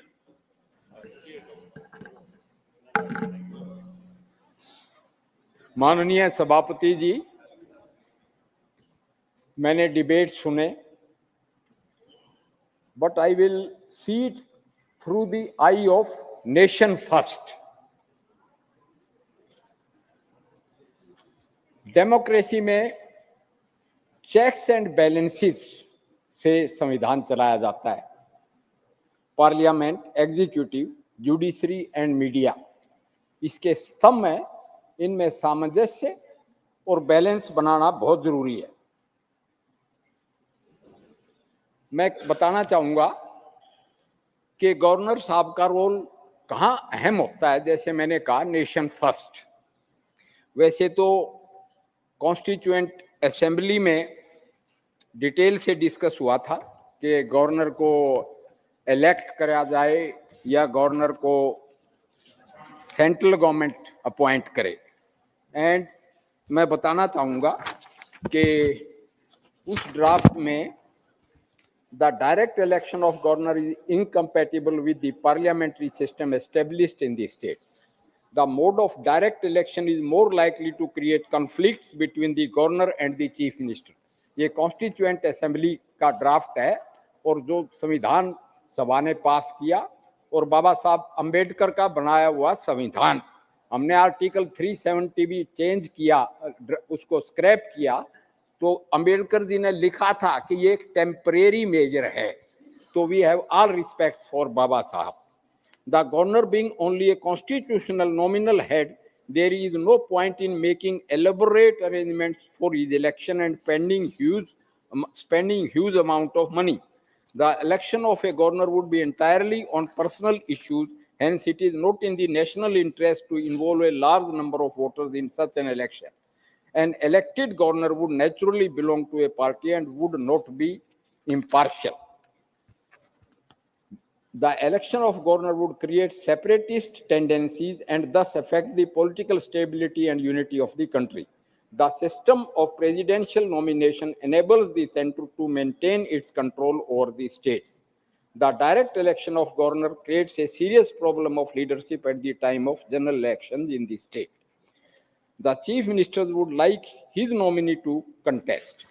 मैं वापस आऊंगा नेशन फर्स्ट पे। मैं खुद कश्मीर में सर्व किया 5 साल तक और ऐसे हालात पैदा हो गए कि गवर्नर राज या प्रेसिडेंट राज लगाने के सिवाय कोई चारा नहीं था। और ये कांग्रेस शासन की बात है। प्रेसिडेंशियल गवर्नमेंट यानी जनरल केवी कृष्णा राव 6 साल तक लगातार रहे और उसके लगने के बाद भी जो मार धाड़, असेंबली में बम ब्लास्ट हुए और कितनी वायलेंस हुई, तो मैं ये कहूँगा नेशन फर्स्ट के मद्देनजर प्रेसिडेंशियल रूल नहीं, कई दफा armed forces special powers act भी लगाना पड़ता है। जैसे लगा था ईस्टर्न सेक्टर में, हमारी सरकार ने उसको विड्रा कर लिया जैसे डेमोक्रेसी मैच्योर होने लगी। एक शिवदासन साहब ने कहा था, इसी तरह मैं पंजाब का जिक्र करूंगा। आप सब ने देखा है कि नौबत कहां तक पहुंची कि एक धार्मिक स्थल पे भी एक्शन लिया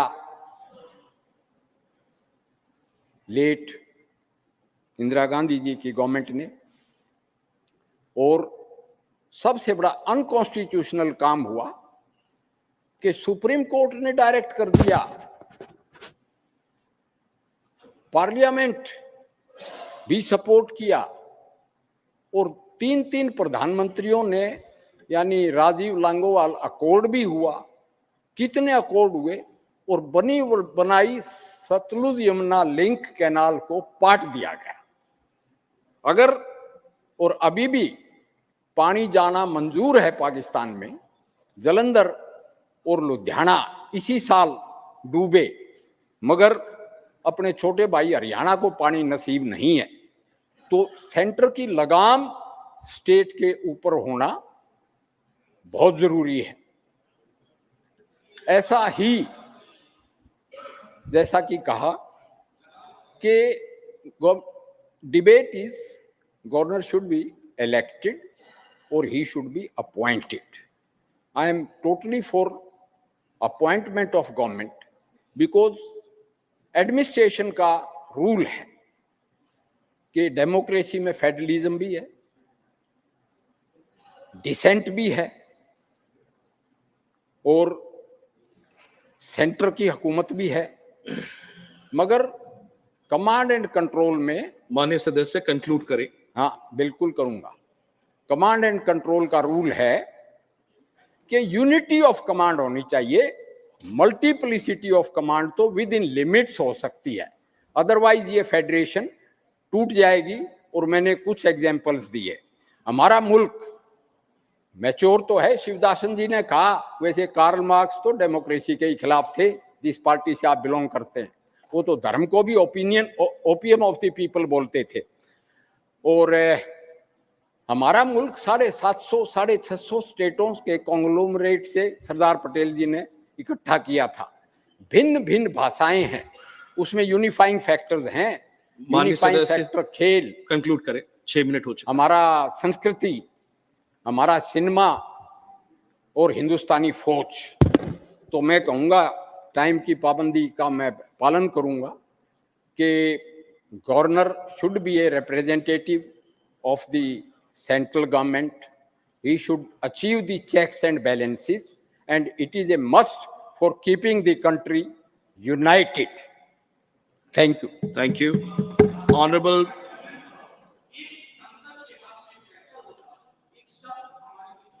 ने कहा कि केंद्र की लगाम राज्यों पर होनी चाहिए। ये लगाम शब्द केंद्र की लगाम नहीं होना चाहिए। Honorable Shri M. Shanmugam, you have 2 minutes. Unfortunately, you have 3 speakers, so I'm able to give you only 2 minutes. Please Thank start. you very much, sir. Sir, on behalf of my DMK party, I would like to thank friend Dr. Sivadasan for bringing this important constitution amendment bill for discussion. As per the constitution, role of the governor is only a ceremonial, and he is a titular and head of the state because he is simply nominated by the president, in other words, by ruling party of the center. He is supposed to be a bridge between the state and union. Our party DMK earlier leader, the former leader Dr. Kalaignar, and the present leader, the Chief Minister Thalapathy Stalin, is always insisting governor should be appointed after consulting the state government in India. In India also, the founding father of the constitution have observed that the convention will be developed whereby the governor will be appointed after the consulting the state. The role of the governor is very limited and is bound by the advice of the cabinet, which has been reiterated by the judicial decisions umpteen times. The governor of Tamil Nadu is overstepping his authority and his publicity criticizing the state government and cabinet decision. Sir, the chief minister has mandate of the people and is elected chief executive of the state. When our state government took the matter is not giving the assent to the bill, the sitting over the bills by the governor. The Supreme Court expressed serious concern over the delay by the governor on giving assent to the bills passed by the state assemblies. When he returned these bills by the state assemblies, after the observation of the Supreme Court in a special session, all these bills were passed by Tamil Nadu State Assembly. During the special session, our Chief Minister accused the governor and insulting the assembly and the people of the state by returning the bills, adding to the governor of Tamil Nadu returned the bills without stating any reason. Once the bill resent to the governor, it is like money bill Honorable and has member, no please option conclude. but give his assent, but he acted with an ulterior motive by sending all these bills to the president. It is very unfortunate that the governor is preventing elected state government from implementing the various schemes and programs through the legislative Honorable member. proposals. This issue, Governor ex officio Chancellor of State Universities is also be reviewed. In this connection, our state Honorable assembly member, has I'll have passed to a move bill on. to I'm make sorry. a chief minister I'll as have the to move on. chancellor, but the governor has not given assent to the bill. Because of that, functioning of the university is affected. Last sentence, And the please. students, We'll have to conclude. students are not able We'll have to conclude. get a degree certificate as convocation program is not being Thank you, honorable finalized. member. I'm moving Many on. I'm moving demonstration and on. signature I'm moving on. campaign were Honorable held on member. state and Tamil Nadu. Honorable member, I'm moving Recall on. the Thank governor, you. but the union Shri government Ajay is not Pratap taking Singh. any action. Honorable Shri Ajay Pratap Singh. I'm sorry. Nothing else is going on record, honorable member. Thank you. I'm sorry. Time has run out. Honorable Shri Ajay Pratap Singh, 6 minutes. धन्यवाद उपसभापति महोदय। माननीय शिवदासन जी द्वारा जो संशोधन विधेयक यहाँ पर प्रस्तुत हुआ है, उस विधेयक के विपक्ष में बोलने के लिए मैं खड़ा हुआ हूँ। विपक्ष में इसलिए बोल रहा हूँ कि अगर उनके द्वारा सुझाए गए संशोधनों को ये सदन स्वीकार कर लेता है तो केंद्र राज्य के संबंधों पर असर तो पड़ेगा ही, साथ ही साथ इन संशोधनों के कारण हमारा देश कमजोर होगा। जब हम मजबूत भारत की अवधारणा पर विचार करते हैं, मजबूत देश की अवधारणा पर विचार करते हैं, तो मेरे विचार से मजबूत देश तभी हो सकता है जब हमारा केंद्र मजबूत हो। अगर केंद्र कमजोर हो जाएगा तो हमारा देश खंड खंड हो जाएगा। अक्सर हमारे विपक्षी साथी यूनिटी इन डाइवर्सिटी की बात करते हैं, सुनने में अच्छा लगता है, विविधता में एकता, लेकिन जिस सीमा तक वो विविधता की कल्पना करते हैं वो देश की एकता के लिए खतरा होता है। मेरे जैसे लोग जिनके लिए राष्ट्र प्रथम है, वो विविधता में एकता नहीं एकात्मता ढूंढते हैं। हमारे देश के अंदर अनेक ऐसे तत्व हैं जिसके कारण हमारा देश एक है, एक सांस्कृतिक बोध है, एक सांस्कृतिक मूल्य है, और इसीलिए हम लोग वन नेशन वन पीपल की अवधारणा पर विश्वास करते हैं। हम जिस संविधान को हम लोगों ने अंगीकार किया है, स्वीकार किया है, जिसके आधार पर चाहे राज्य सरकार हो चाहे केंद्र सरकार हो संचालित होती है, उस संविधान की हमने शुरुआत ही किया है कि we the people of India, हम भारत के लोग। उसमें यह नहीं लिखा गया कि हम मध्य प्रदेश के लोग, हम केरल के लोग, हम उत्तर प्रदेश के लोग। उसमें कहा गया है कि हम भारत के लोग, और हम भारत के लोगों ने जिस संविधान को अंगीकार किया है, स्वीकार किया है, उसके आधार पर भारत की समस्त संस्थाओं का संचालन होना चाहिए, चाहे राज्य सरकार हो, चाहे कोई म्युनिसिपल कॉर्पोरेशन हो, चाहे कोई ग्राम पंचायत हो। वो संविधान के अनुसार संचालित हो रही है कि नहीं हो रही है, यह देखने की जिम्मेदारी हमारी जो केंद्रीय संस्था है, केंद्रीय इकाई है, उसकी होती है। और अगर कहीं संविधान को उल्लंघन हो रहा है, संविधान का परिपालन नहीं हो रहा है, तो उसको नियंत्रित करने की भी जिम्मेवारी केंद्र सरकार की है। और नियंत्रित करने के लिए सूचना, जानकारी, समय समय पर मार्गदर्शन, इसका काम हमारे गवर्नर केंद्र सरकार के आदेश निर्देश पर करते हैं। मैं दो उदाहरण देता हूं कि गवर्नर की भूमिका कितनी महत्वपूर्ण है। हमारे जनरल साहब ने अभी जम्मू कश्मीर का उदाहरण दिया है। आप सभी को स्मरण होगा गवर्नर जगमोहन जी का। अगर जगमोहन जी गवर्नर के रूप में अपनी भूमिका का न्याय जम्मू कश्मीर में नहीं करते तो शायद आज जम्मू कश्मीर भारत से अलग हो चुका होता। पंजाब के उग्रवाद का भी जिक्र किया है जनरल साहब ने। पंजाब के हालात बेकाबू हो गए थे। गवर्नर रूल के कारण ही वहां के हालात को नियंत्रित कर पाए और आज अगर आतंकवाद वहां पर दबा है, समाप्त हुआ है, तो इसी संस्था के कारण हुआ है। मैं शिवदासन जी की पीड़ा समझ सकता हूं। सारे गवर्नर ऐसे नहीं है, कुछ गवर्नर ऐसे भी रहे हैं जिनके आचरण पर प्रश्न चिन्ह लगा हुआ है। केरल प्रांत की जो पहली चुनी हुई सरकार, नमूदिरीपाद सरकार, उसको उनके पड़ोसियों ने भंग किया। पंडित नेहरू ने भंग किया। और धारा 356 के उपयोग की अगर हम बात करें तो सर्वाधिक उसका दुरुपयोग जो किया है वो कांग्रेस पार्टी ने किया है। पूर्व प्रधानमंत्री स्वर्गीय श्रीमती इंदिरा गांधी जी ने किया। 51 बार धारा 356 को उन्होंने प्रयोग किया है।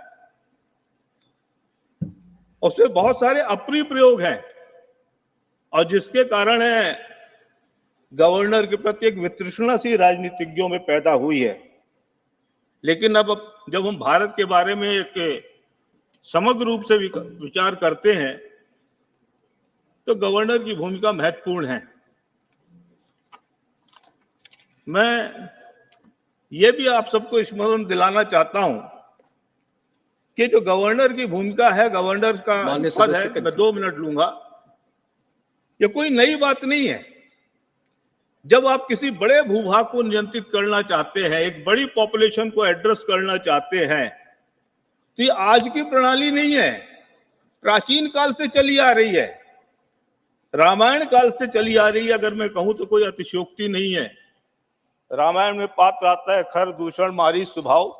ये कौन थे? ये रावण के गवर्नर ही थे जो समय समय पर जानकारी दिया करते थे। मौर्य साम्राज्य के कार्यकाल में भी अगर महाजनपद के रूप में जब ये हमारा भूभाग विभाजित था तो महाजनपदों में भी गवर्नर प्रणाली ही थी। हमारे यहाँ पर जब सिकंदर आए, सिकंदर यहाँ पर सेल्यूकस के रूप में अपना गवर्नर ही छोड़ के गए। हमारे यहाँ मोहम्मद गौरी ने आक्रमण किया, उसने कुतुबुद्दीन ऐबक को अपना गवर्नर, अपना राज्य बना के सौंपा। वहीं से गुलाम वंश शुरू हुआ। चाहे गुलाम वंश हो, चाहे खिलजी हो, चाहे तुगलक हो, चाहे मुगल हो, चाहे अंग्रेज हो, सभी ने इस प्रणाली का अनुसरण किया है। और अगर एक भूभाग, बड़े भूभाग पर अपना नियंत्रण रखना है, एक बड़े भूभाग को अपने की एकता को स्थापित करके रखना है, एक बड़ी पॉपुलेशन को एड्रेस करना है, तो हमको इस प्रणाली का अवलंबन करना ही पड़ेगा। और इसलिए माननीय शिवदासन जी ने जो संशोधन प्रस्तुत किया है, मैं उस संशोधन से असहमत हूं। मैं इस बिल का, संशोधन विधेयक का विरोध करता हूं। बहुत बहुत धन्यवाद। Honorable Shri P. Wilson, as you're aware, you've got about 2 minutes. Chairman, sir, thank you very much for giving me an opportunity. Sir, when the Constitution came into force, the Constituent Assembly makers, they thought that the governor will be a guide, friend, and a philosopher. He would actually facilitate between the state and the union. That was the impression the Constituent Assembly people thought, that these functions can be entrusted with the governor. Therefore, the governor was given the functions of executive powers, that is, to carry out the business in his name, and legislative powers, that is, to give assent to the bills, and judicial powers, that is, to grant remissions. But, sir, though the governor is given these powers, the actual head, the de facto head of the government is the chief minister. The governor, who is the unelected head, is only a figurehead and is a de jure head. But today, what is happening? He has to act in accordance with the Constitution. He has to act under the aid and advice of the Council of Ministers. If you see how the governors are functioning throughout India, including that of Tamil Nadu, Kerala, Andhra Pradesh, then even I would say Karnataka and West Bengal, they are completely ignoring the aid and advice of the Council of Ministers. They think that they are a super constitutional authority. They sit over the bills. They don't give assent to the bills. They sit over the files. They don't even act on the files or under the recommendations given by the Council of Ministers. Sir, time has come where we have to think whether these posts of the governor is required for a welfare state. Honorable member, please conclude. Therefore, sir, I would only say that the powers of the governors can be given to the speakers. What is the powers which I now told before this house? These are all the powers that can be given to the speaker of the house, and the speaker of the house can exercise the powers of the governor, because the governor has become a liability to any democratically elected government. Thank you, and honorable they member. don't act in accordance with the constitution. They are in confrontation with the elected government. So time has come, sir, where the house has to debate about the powers of the governor. Sarkaria Commission has Thank come you. down heavily. Thank you. Punchi Commission has come down heavily. The Supreme Thank Court has you. come down heavily, like Article 365, where Honourable Supreme member. Court gave a check and curtailed the powers of the governor. Thank the you. House has to discuss and see that the post of the governors has to be abolished. Thank you very much, Chairman, sir. Honorable Shri Biplab Kumar Deb, 6 minutes. Honorable Vice Chairman साहब, हमारे doctor V शिवदेशान जी ने जो amendment bill लाया है, मैं उसका विरोध इसलिए करता हूं क्योंकि ये फेडरल सिस्टम के खिलाफ उठाने वाला कदम है। सबसे ज्यादा फेडरल सिस्टम की बात इस तरफ से आजकल आती है।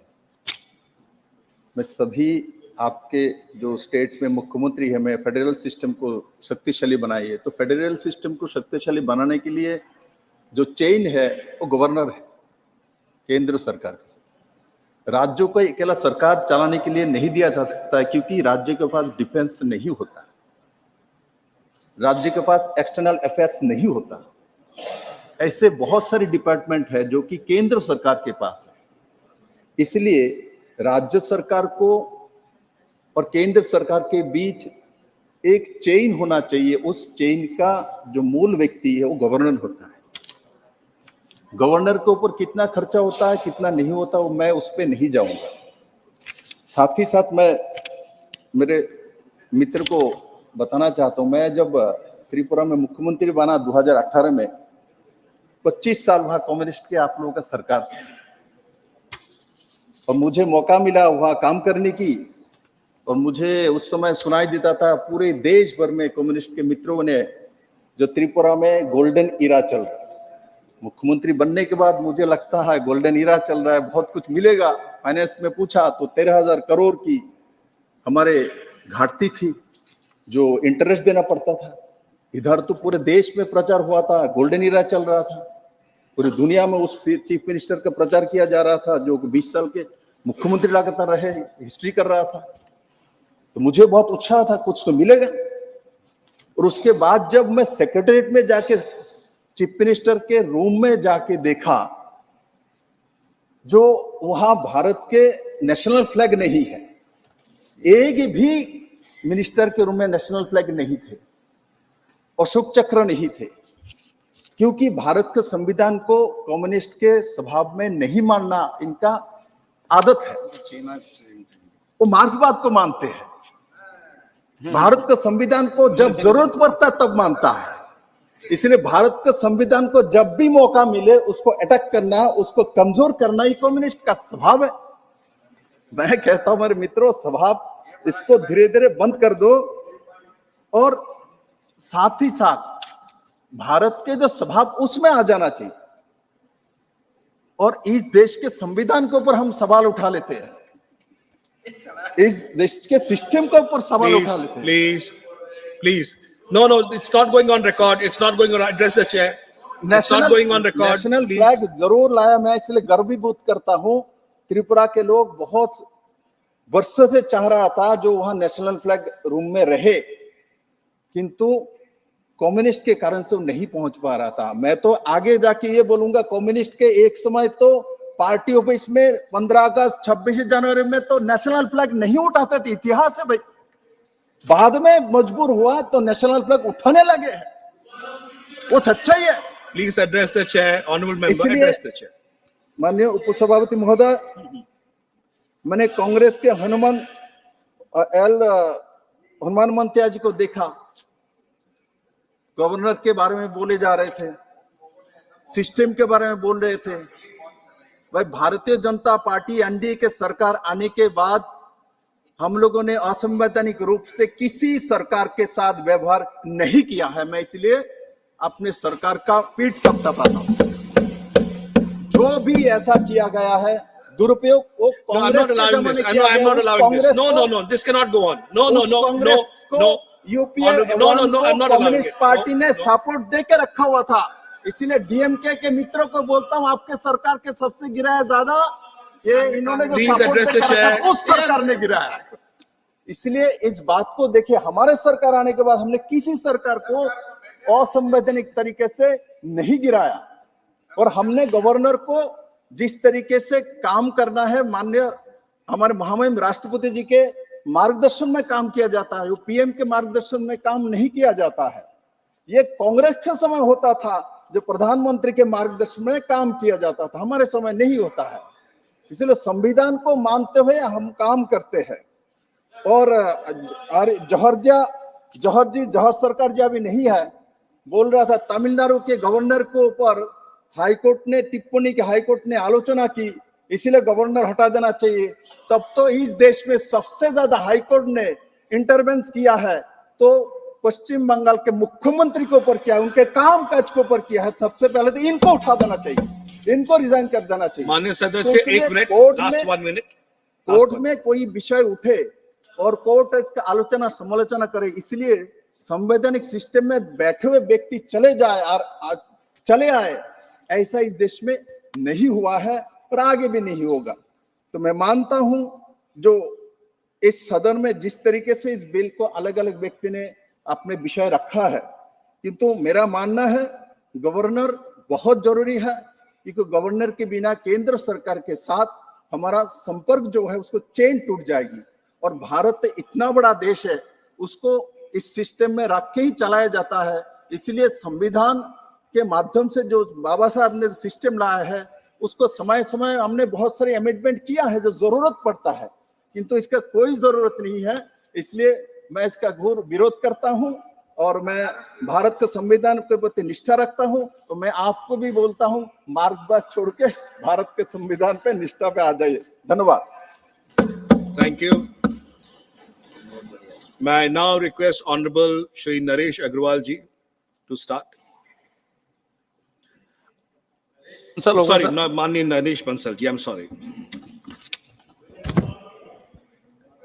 धन्यवाद उपसभापति जी।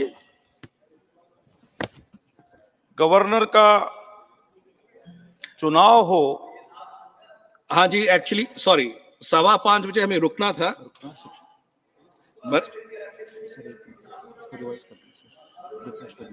नहीं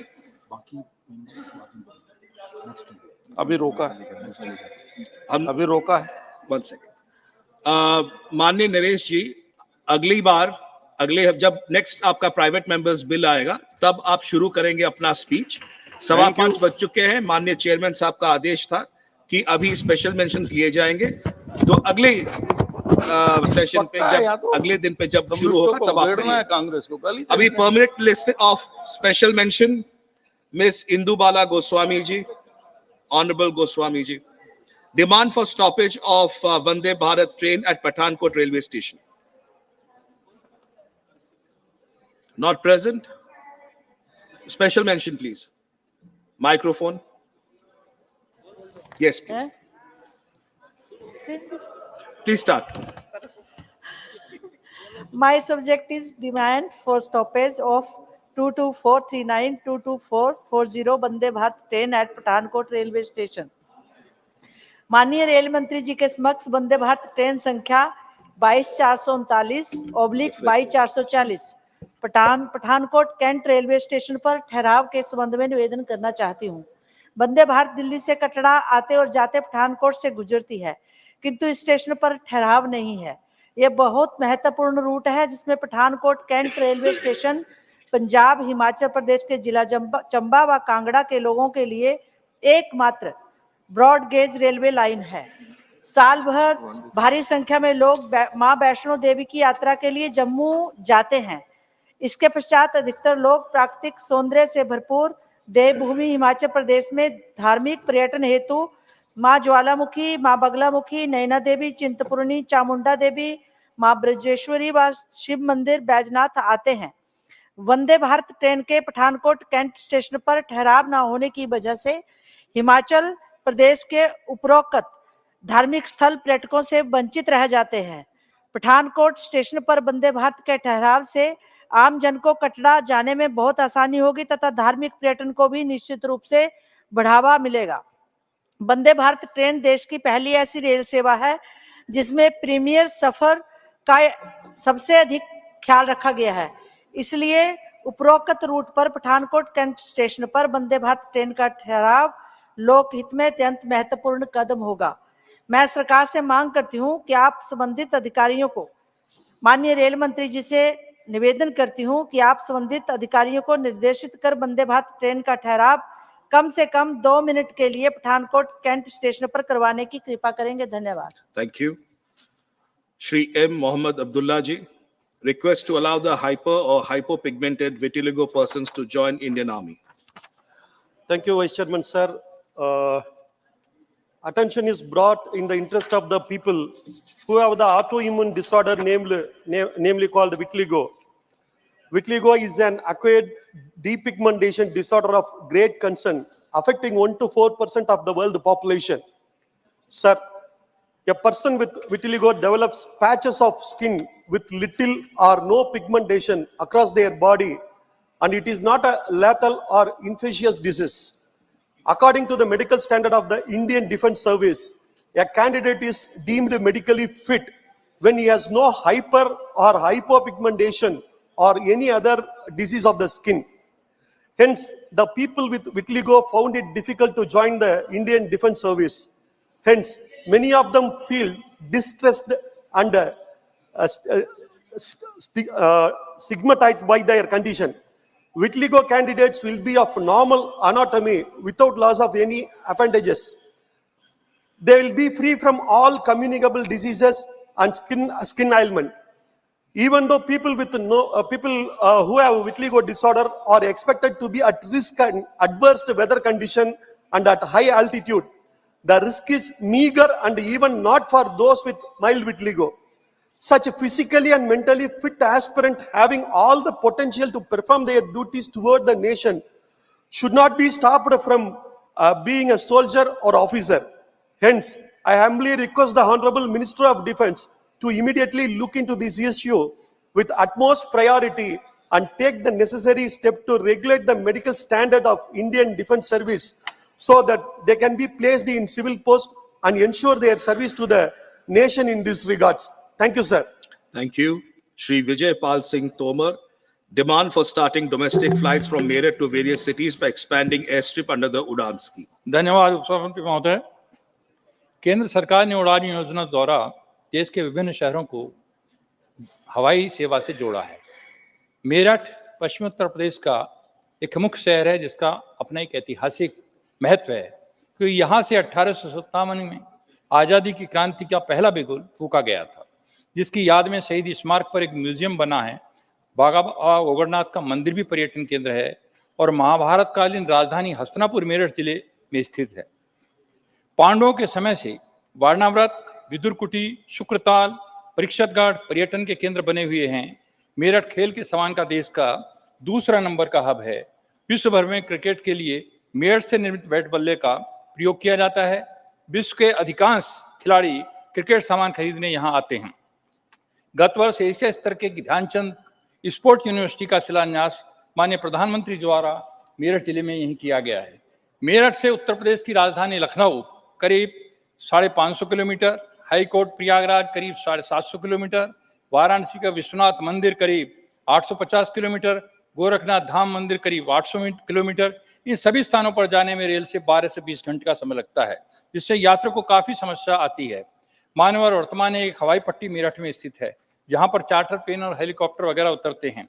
आपके माध्यम से मैं सरकार से आग्रह करना चाहूंगा कि उड़ान योजना के अंतर्गत मेरठ की हवाई पट्टी का विस्तारीकरण कर देश के विभिन्न शहरों को मेरठ से घरेलू हवाई यात्रा शुरू की जाए। धन्यवाद। Thank you.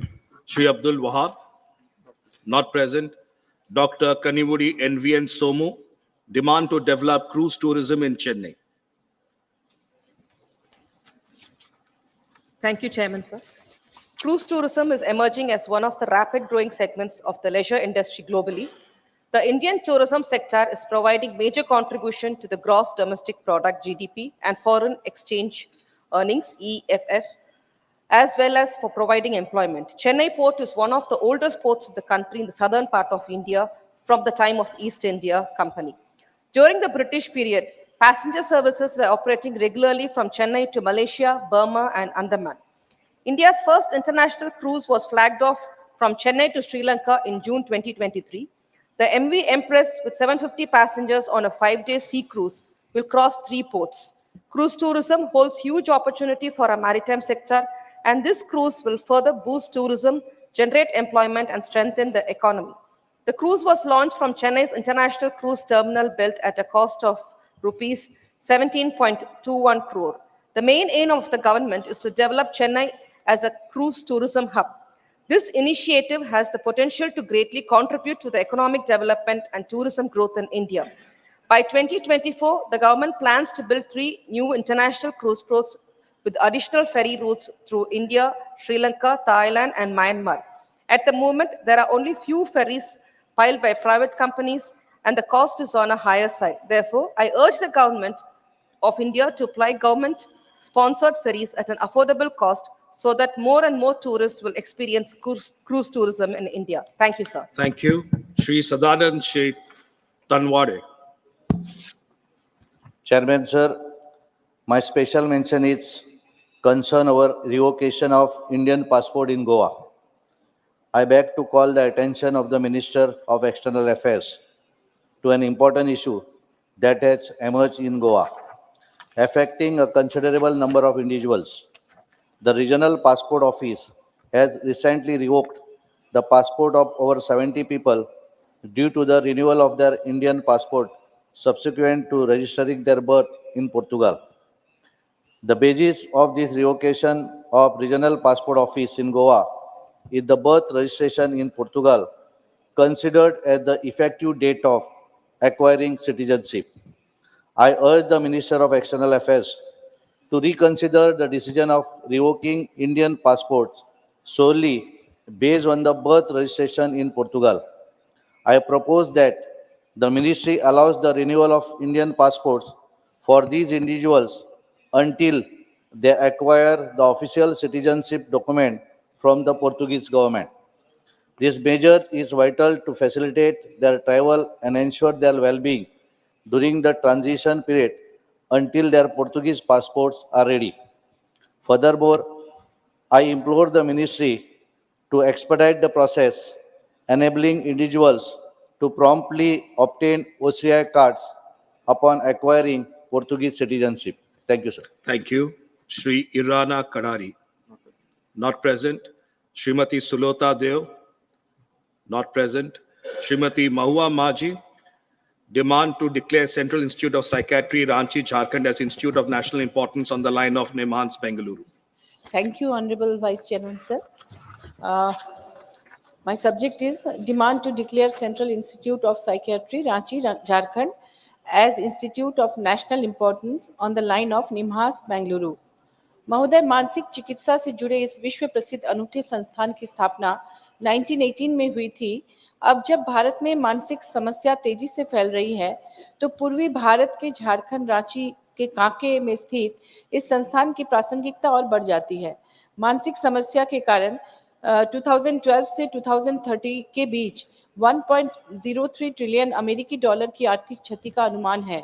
लांसेट की 2021 की रिपोर्ट के अनुसार हर 7वां भारतीय किसी न किसी प्रकार के मनोविकार का शिकार है। आज आर्थिक सामाजिक तनाव, बेहतर जीवन प्रत्याशा और अवसाद के कारण migration, anxiety disorder, bipolar disorder, schizophrenia, Alzheimer, dementia इत्यादि जैसी मानसिक बीमारियां या मनोविकार हो रहे हैं। बढ़ती जनसंख्या को देखते हुए लोगों को इससे बचाने और इसके समुचित इलाज के लिए अच्छे मनोचिकित्सा संस्थानों का होना बहुत जरूरी है। महोदय, रांची स्थित यह संस्थान एक ऐसा अग्रणी संस्थान है जो केंद्र सरकार की सहायता से पूर्वी भारत के लोगों के मनोरोगों के इलाज की दृष्टि से वरदान साबित हो सकता है। अतः मैं आपके माध्यम से केंद्र सरकार से अनुरोध करती हूँ कि सेंट्रल इंस्टीट्यूट ऑफ साइकेट्री को पूर्वी भारत का निमांस घोषित कर इसे राष्ट्रीय महत्व का संस्थान बनाया जाए, इसका पुनरुद्धार किया जाए, यहाँ शिक्षकों, पीजी के सीट, वार्डों की संख्या और अन्य सुविधाएं बढ़ाई जाए ताकि लोगों को सस्ती, सुलभ और विश्व स्तरीय चिकित्सा मिल सके। निम्हांस बेंगलुरु का बोझ भी कम हो, लोगों का राह खर्च, होटल खर्च बचे, समय बचे और जरूरतमंदों को सस्ती, सुलभ और विश्व स्तरीय चिकित्सा मिल सके। यह संस्थान भारत को स्वस्थ रखने में मील का पत्थर साबित होगा। कृपया इस पर ध्यान दिया जाए। धन्यवाद। Thank you.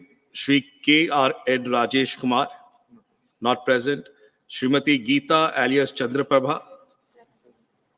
Demand of GI tag for Desi ghee from Auria, Uttar Pradesh. जी धन्यवाद महोदय। उत्तर प्रदेश देश का सबसे बड़ा प्रदेश है और विभिन्न जिलों की अपनी अपनी विशेषताएं हैं। हमारे जनपद औरैया को देसी घी के लिए प्रसिद्ध है। महोदय, वैदिक कालों से आज तक देसी घी का स्वास्थ्य के साथ साथ पूजा अर्चना में भी बड़ी मान्यता रही है। जहां एक तरफ स्वास्थ्य तो वहीं छोटे किसान जो गाय भैंस पाल कर अपनी जीविका चलाने के साथ ही देसी घी को तैयार करने से अपनी आय को बढ़ोतरी करते हैं। इसी को देखते हुए माननीय मुख्यमंत्री जी के द्वारा उत्तर प्रदेश में एक जिला एक उत्पाद नीति में औरैया जनपद के लिए देसी घी का चयन हुआ है। देश विदेश तक जिले में उत्पादित घी को पहुंचाने एवं संबंधित उद्योगों को प्रोत्साहन करने के लिए एक उत्पाद योजना के अंतर्गत जिले के उत्पाद के रूप में देसी घी को चुना गया है। जिले में देसी घी के उत्पादन और व्यापार और मजबूती देने के लिए तथा देश विदेश तक इसकी पहुंच को सुनिश्चित करने के लिए मैं आपके माध्यम से सरकार एवं माननीय मंत्री जी से अनुरोध करती हूं कि औरैया जनपद के देसी घी को जीआई टैग यानी जियोग्राफिकल इंडिकेशन टैग का दर्जा प्राप्त दिया जाए, जिससे कि देश के अन्य जियोग्राफी इंडिकेशन टैग प्राप्त वस्तुओं की तरह औरैया जिले के देसी घी को राष्ट्रीय एवं अंतरराष्ट्रीय पटल पर स्थान प्राप्त हो सके। धन्यवाद। Thank you. Lieutenant General Dr. D.P. Vats, retired. Demand for capacity building in medical services. Thank you, Sabhapati ji. With the Honorable Prime Minister's call for one world, one family and one future, provision of health services to mankind becomes our duty, being the largest population base in the world, with exportable human resources, including skilled medicals and paramedics. There is a huge demand for such professionals all over the world. Skilled manpower earns and brings massive foreign exchange and simultaneously get employment opportunities. To meet the global and national demand, Ministry of Health and Family Welfare has opened 23 AIMS, out of which 21 are functional, and 706 medical colleges with paramedical colleges, which is commendable. To meet such a huge demand, government should liberalize the licensing policies to permit the medical graduates to operate emergencies, including cesarean sections, after a one-year course in surgery, gynae, and anesthesia. Courses as was the practice before 1980. The medical profession should be taken out of Consumer Protection Act and rural services should have more incentives. I urge the government to look into the matter to meet the huge demand of surgeons by Thank you. imparting ad hoc practical training. Thank you. Srimati Sumitra Balvik. Need for promotion of self-help grounds to develop places like Jabalpur, Mandla, Chindwara, Panchmari as tourist centers. जी, उपसभापति महोदय धन्यवाद। आज मैं आपके सामने जो विषय लेकर खड़ी हूं वह मध्य प्रदेश से जुड़ा है। महोदय, पिछले कुछ वर्षों में मध्य प्रदेश में पर्यटकों की संख्या में बढ़ोतरी हुई है। वैसे तो यह बढ़ोतरी कोविड संक्रमण के बाद पूरे भारत में पर्यटन सेक्टर में हुई है, जिससे भारत की अर्थव्यवस्था पर काफी फायदा हुआ है। मध्य प्रदेश को भारत का दिल माना जाता है। भेड़ाघाट, चौसठ जोगनी, बांधवगढ़, कान्हा, खजुराहो आदि जैसे कई विश्व प्रसिद्ध दार्शनिक स्थल हैं। इसके साथ ही बहुत से ऐसे प्राकृतिक और ऐतिहासिक महत्व के स्थल हैं जिन्हें पर्यटन की दृष्टि से और भी विकसित किया जा सकता है। महोदय, मोदी जी के नेतृत्व में भारत ने स्व सहायता समूहों को बढ़ावा दिया है और करोड़ों महिलाओं और ग्रामीण युवाओं को रोजगार से जोड़ा है। आपके माध्यम से मेरा भारत सरकार से निवेदन है कि मध्य प्रदेश में पर्यटन को और सुदृढ़ बनाने हेतु ऐसे ही स्व सहायता समूहों को बढ़ावा देने के लिए योजनाएं बनाई जाएं। जबलपुर, मंडला, छिंदवाड़ा, पचमढ़ी आदि स्थानों को पर्यटन के केंद्रों की तरह विकसित किए जाने से एक बहुत बड़ी आबादी को लाभ मिलेगा और अर्थव्यवस्था के बढ़ते आयामों को लाभ मध्य प्रदेश की जनता को मिलेगा। अतिथि देवो भव के मूल तंत्र को मध्य प्रदेश ने अपनाया है और भारत सरकार और मध्य प्रदेश सरकार के प्रयासों से प्रदेश का पर्यटन विभाग नए आयामों को छू सकता है। धन्यवाद। Thank you. Dr. L. Hanmantaya, concern over rising number of cases of road accidents in India. Thank you, sir. Sir, concern over rising number of cases of road accidents in India. Sir, information regarding road traffic accidents is gathered through two reports, Road Accidents in India, published by the Ministry of Road Transport and Highways, and Crime in India, released by the National Crime Records Bureau. The data is solely sourced from police departments. Details about crashes are recorded through FIRs filed by involved parties, witnesses or on-site police officers. In 2022, there were 1,50,998 cases reported for deaths due to negligence relating to the road accidents. This is 10.5% rise from cases reported during 2019 with 1,36,587 cases, which is an alarming and requires immediate intervention. Sir, however, the reporting processes itself has limitations. The majority of cases are attributed to human error, overlooking other factors such as vehicle and infrastructure issues. The cause of the crash is documented as the fault of a road user without considering other contributing elements. Furthermore, sir, the reporting mechanism does not account for fatalities occurring in hospitals after 30 days, as highlighted in the Road Accidents in India 2019 report published by the Ministry of Road Transport itself.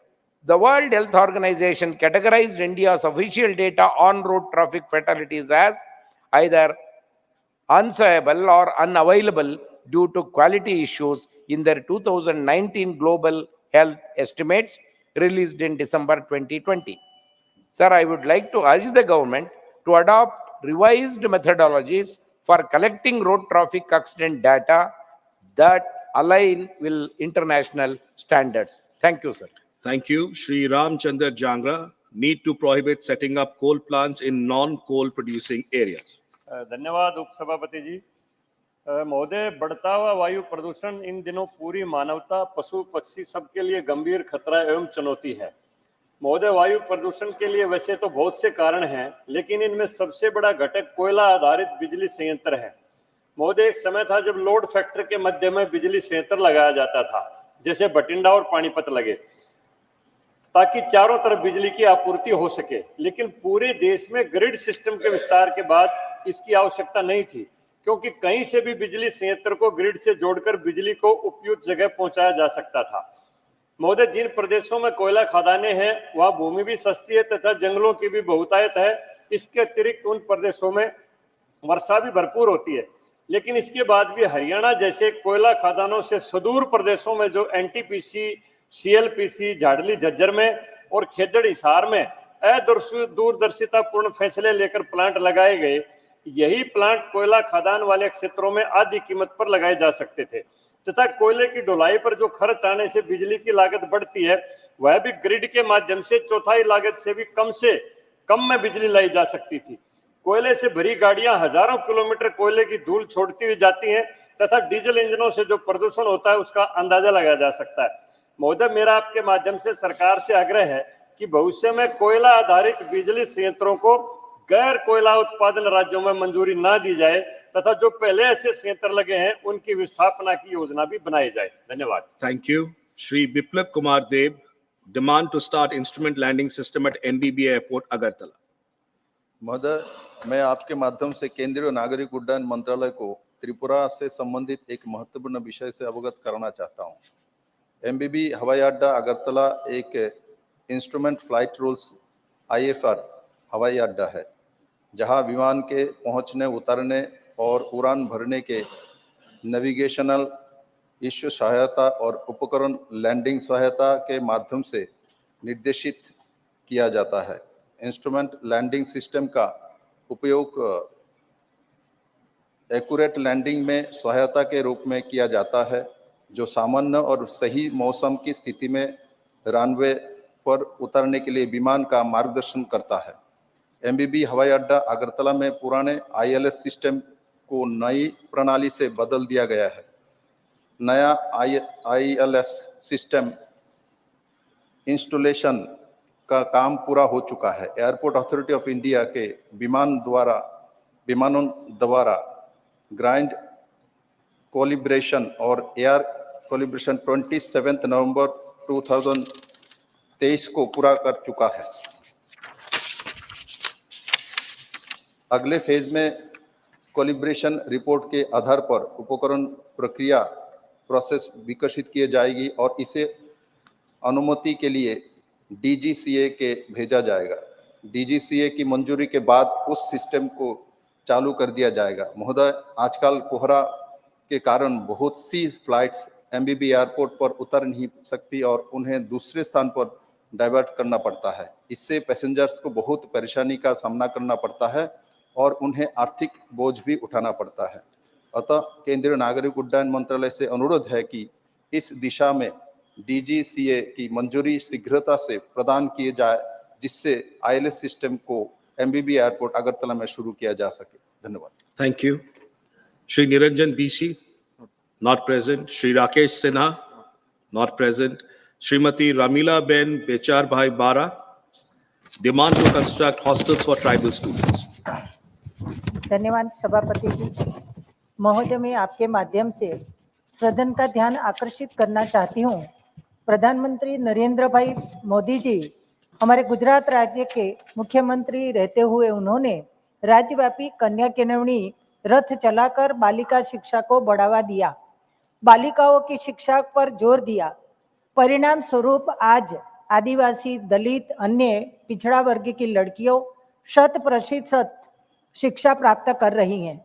सरकार ने तालुका स्तर पर college, ITI आदि संस्थान स्थापित किए। इससे सभी बच्चे लाभान्वित हो रहे हैं, लेकिन अध्यक्ष श्री तालुका स्तर पर दूर दराज गांव के बच्चे उच्च शिक्षा प्राप्त करने के लिए अप डाउन कर रहे हैं, जिसमें उन्हें काफी रुकावटें महसूस होती है।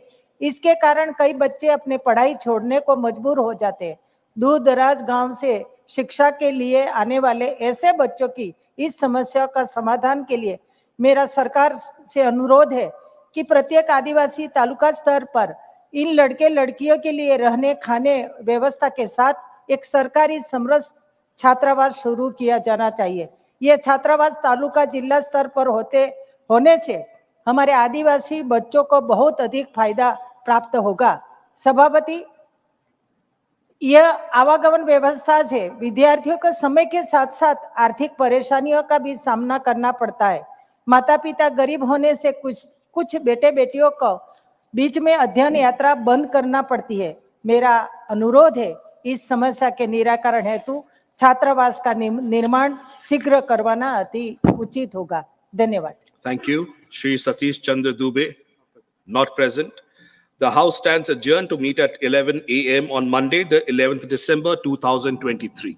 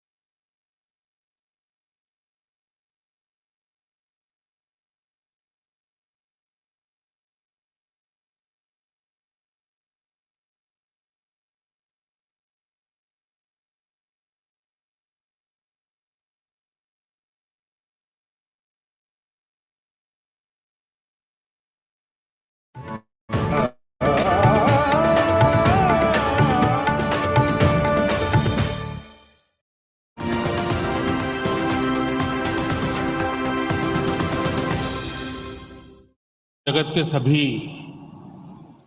गणमान्य साथियों, देवी और सज्जनों, लाल किले का ये प्रांगण अपने आप में बहुत ऐतिहासिक है। ये किला केवल इमारत नहीं, यह एक इतिहास है।